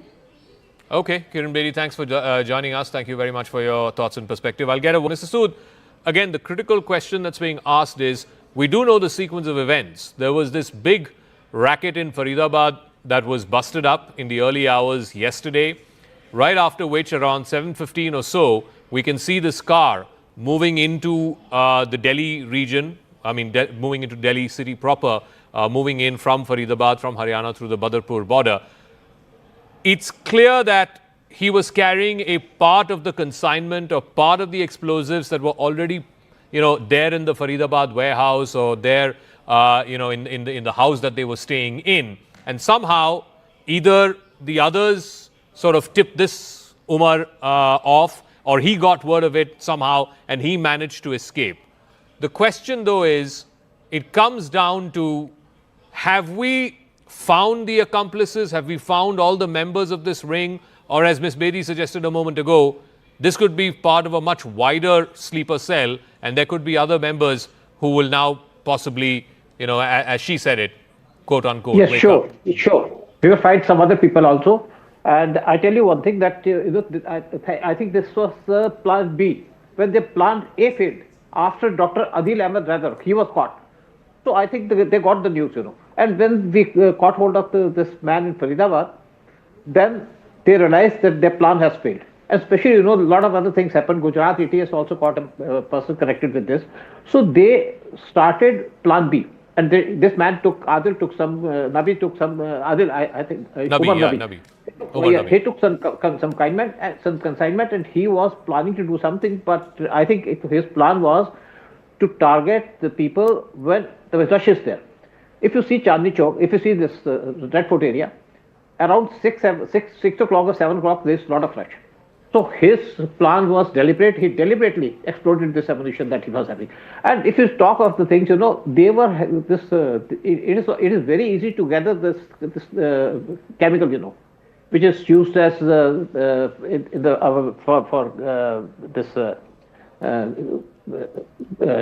terror bomb blast, yeah. For bomb blast, because I think one more thing is there, that behind all this, there is a definite hand of the Pakistan ISI. Because Azhar Mahmood, Jaish-e-Mohammed's chief, his whole family was, I think 10 members of his family was destroyed during Operation Sindoor, Yeah. So he had also raised a women's force, He has raised a women's force. His sister's husband had also died in that blast, in that attack. His sister Sadia Azhar, she was made chief of Jaish-e-Mohammed's women wing, Jamaatul Momin. And this lady has also been activated, the lady with the burqa who has also been involved in this operation, So this is a definitely plan of the Pakistan ISI and a plan of Jaish-e-Mohammed. I want to press on that point before I come to our political guests. If this is indeed the handiwork of the Jaish, what does India then need to do? Because the last time that happened in Pahalgam, it was clear what India did. It's there for all to see. This time, how does India respond? They will give the same response. You must see the statement of PM Modi, what he has said. The perpetrators of this crime will be punished, and we punish them, naturally. There is no going back. Okay. There is no, yeah. Okay, Mr. N.K. Sood from former officer with the RNAW. Thank you very much for joining us. Let's open this up politically as well. Pradeep Bhandari, national spokesperson of the BJP, is here in our studios. Kapil Madan, lawyer and political analyst, also joining us. Pradeep, the first question is, we had Pahalgam 6 months ago, and the government, the BJP, everyone said, Pakistan has been given a befitting reply, Operation Sindoor, we've wiped out over 100 terrorists. But the problem of terrorism has not gone away. What we had yesterday is almost like a repeat of what we've been seeing for many years now. Well, Zaka, I believe that the investigative agencies have foiled a major terror bid, because more than 2,800 kgs of RDX was seized, and the attempt was to plan something extremely sinister. I do agree with you that it is a matter of investigation, how did the RDX reach there, but at the same time you need to acknowledge the fact that if those Dahshatgards and the terrorists would have achieved their objective of 2,800 kgs of RDX that they had, they could have planned something very sinister against the unity and integrity of the country. No, but Pradeep, the point is, this was the same thing that happened in Pahalgam, right? And India's response, rightfully so, was to go inside and hit Pakistan, hit it hard, hit it deep, and we had 4 days of Operation Sindoor. The question is, can we keep doing this every 6 months, every year? Well, what is the guarantee that Pakistan is going to learn a lesson? It clearly hasn't from Sindoor 1.0. Well, Zaka, the intent of the government is to break the back of terror. The war against terror is an ongoing war. So if you look at the policy of our government and compare it to vis-a-vis the earlier government with which Mr. Madan is, that they did not attack or did not increase the transaction cost. So in the ladder, we always increase the transaction cost for our enemy and ensure that the enemy is given a disproportionate response. Even in this case, the Honorable Prime Minister and the Home Minister, through their intent, have assured that the key conspirators will be punished, and let us acknowledge it, that the war against terror is not a full stop. It is a war which has a comma, it will have a semicolon, but the intent of our investigative agencies and our government is clear that we will go to the root of terror, whether it emanates from Pakistan or any other part of the world. So, Kapil Madan, Operation Sindoor has not ended, it has not concluded, it has only been paused, and it is up to the government, if indeed there is definitive proof that this was orchestrated by Jaish-e-Mohammed or any Pakistan-based terror group, then it is up to the government to resume Operation Sindoor. And everyone from the Prime Minister, Home Minister, Defence Minister, everyone has said that if Pakistan is up to its bad ways again, then they will be further taught a befitting lesson. Zaka, I heard my good friend Pradeep here, and with utmost responsibility and humility at my command, I must say that, his remarks were half facts and full fiction. And let me give you very, very categorical reasons why I say so. You must recall when Operation Sindoor happened, our Honorable Prime Minister and all the government made official notifications that if tomorrow there is any terror attack, we will take it as an act of war. It has been almost 24 hours. We haven't heard back from the Prime Minister whether the government is actually treating this as an act of war or it is only a rhetoric that was made, which is their usual course of being. But let's keep the politics aside. I am rather more concerned about how and in the manner wherein we are seeking an accountability. We saw in Pahalgam how our brothers were mercilessly killed, and it's not even 6 months and we have a situation like this where an RDX of I believe it was some 3,000 kgs or something. How could it enter in the NCR? Who is to be held accountable? Now, it is one thing to say that, you have, caught the RDX, but at the same time, who takes the accountability? Because if this particular act of terror that has happened in Delhi, if it is somewhere connected with Faridabad, which initial reports suggest, now, isn't it a miss that, that one person could sneak out and could do that? Okay. My third point is, no, that's a fair point. One second. Hold on. It's the most important point. Okay, Zaka, I'll take 20 seconds. Now, other thing, once you have, foiled and arrested people with this amount of an RDX, would you not sound high alerts to people? Would you not alert your general public to remain cautious, to remain inside? It used to happen earlier, but we never saw an alert coming from any of the authority. It is only after the Delhi blast I could see some notification in the media which says... Okay, fair point. No, I just want, for the benefit of our viewers, both Pradeep and Kapil said this, it was 2,900 kilograms of ammonium nitrate. Yes. Not RDX, 2,900 kilograms of ammonium nitrate. But the point that Kapil Madan has been making, Pradeep, I mean, in Pahalgam also the opposition asked the same question, isn't it an intelligence lapse, isn't it a security failure? Here again they're asking the same question, which I think is a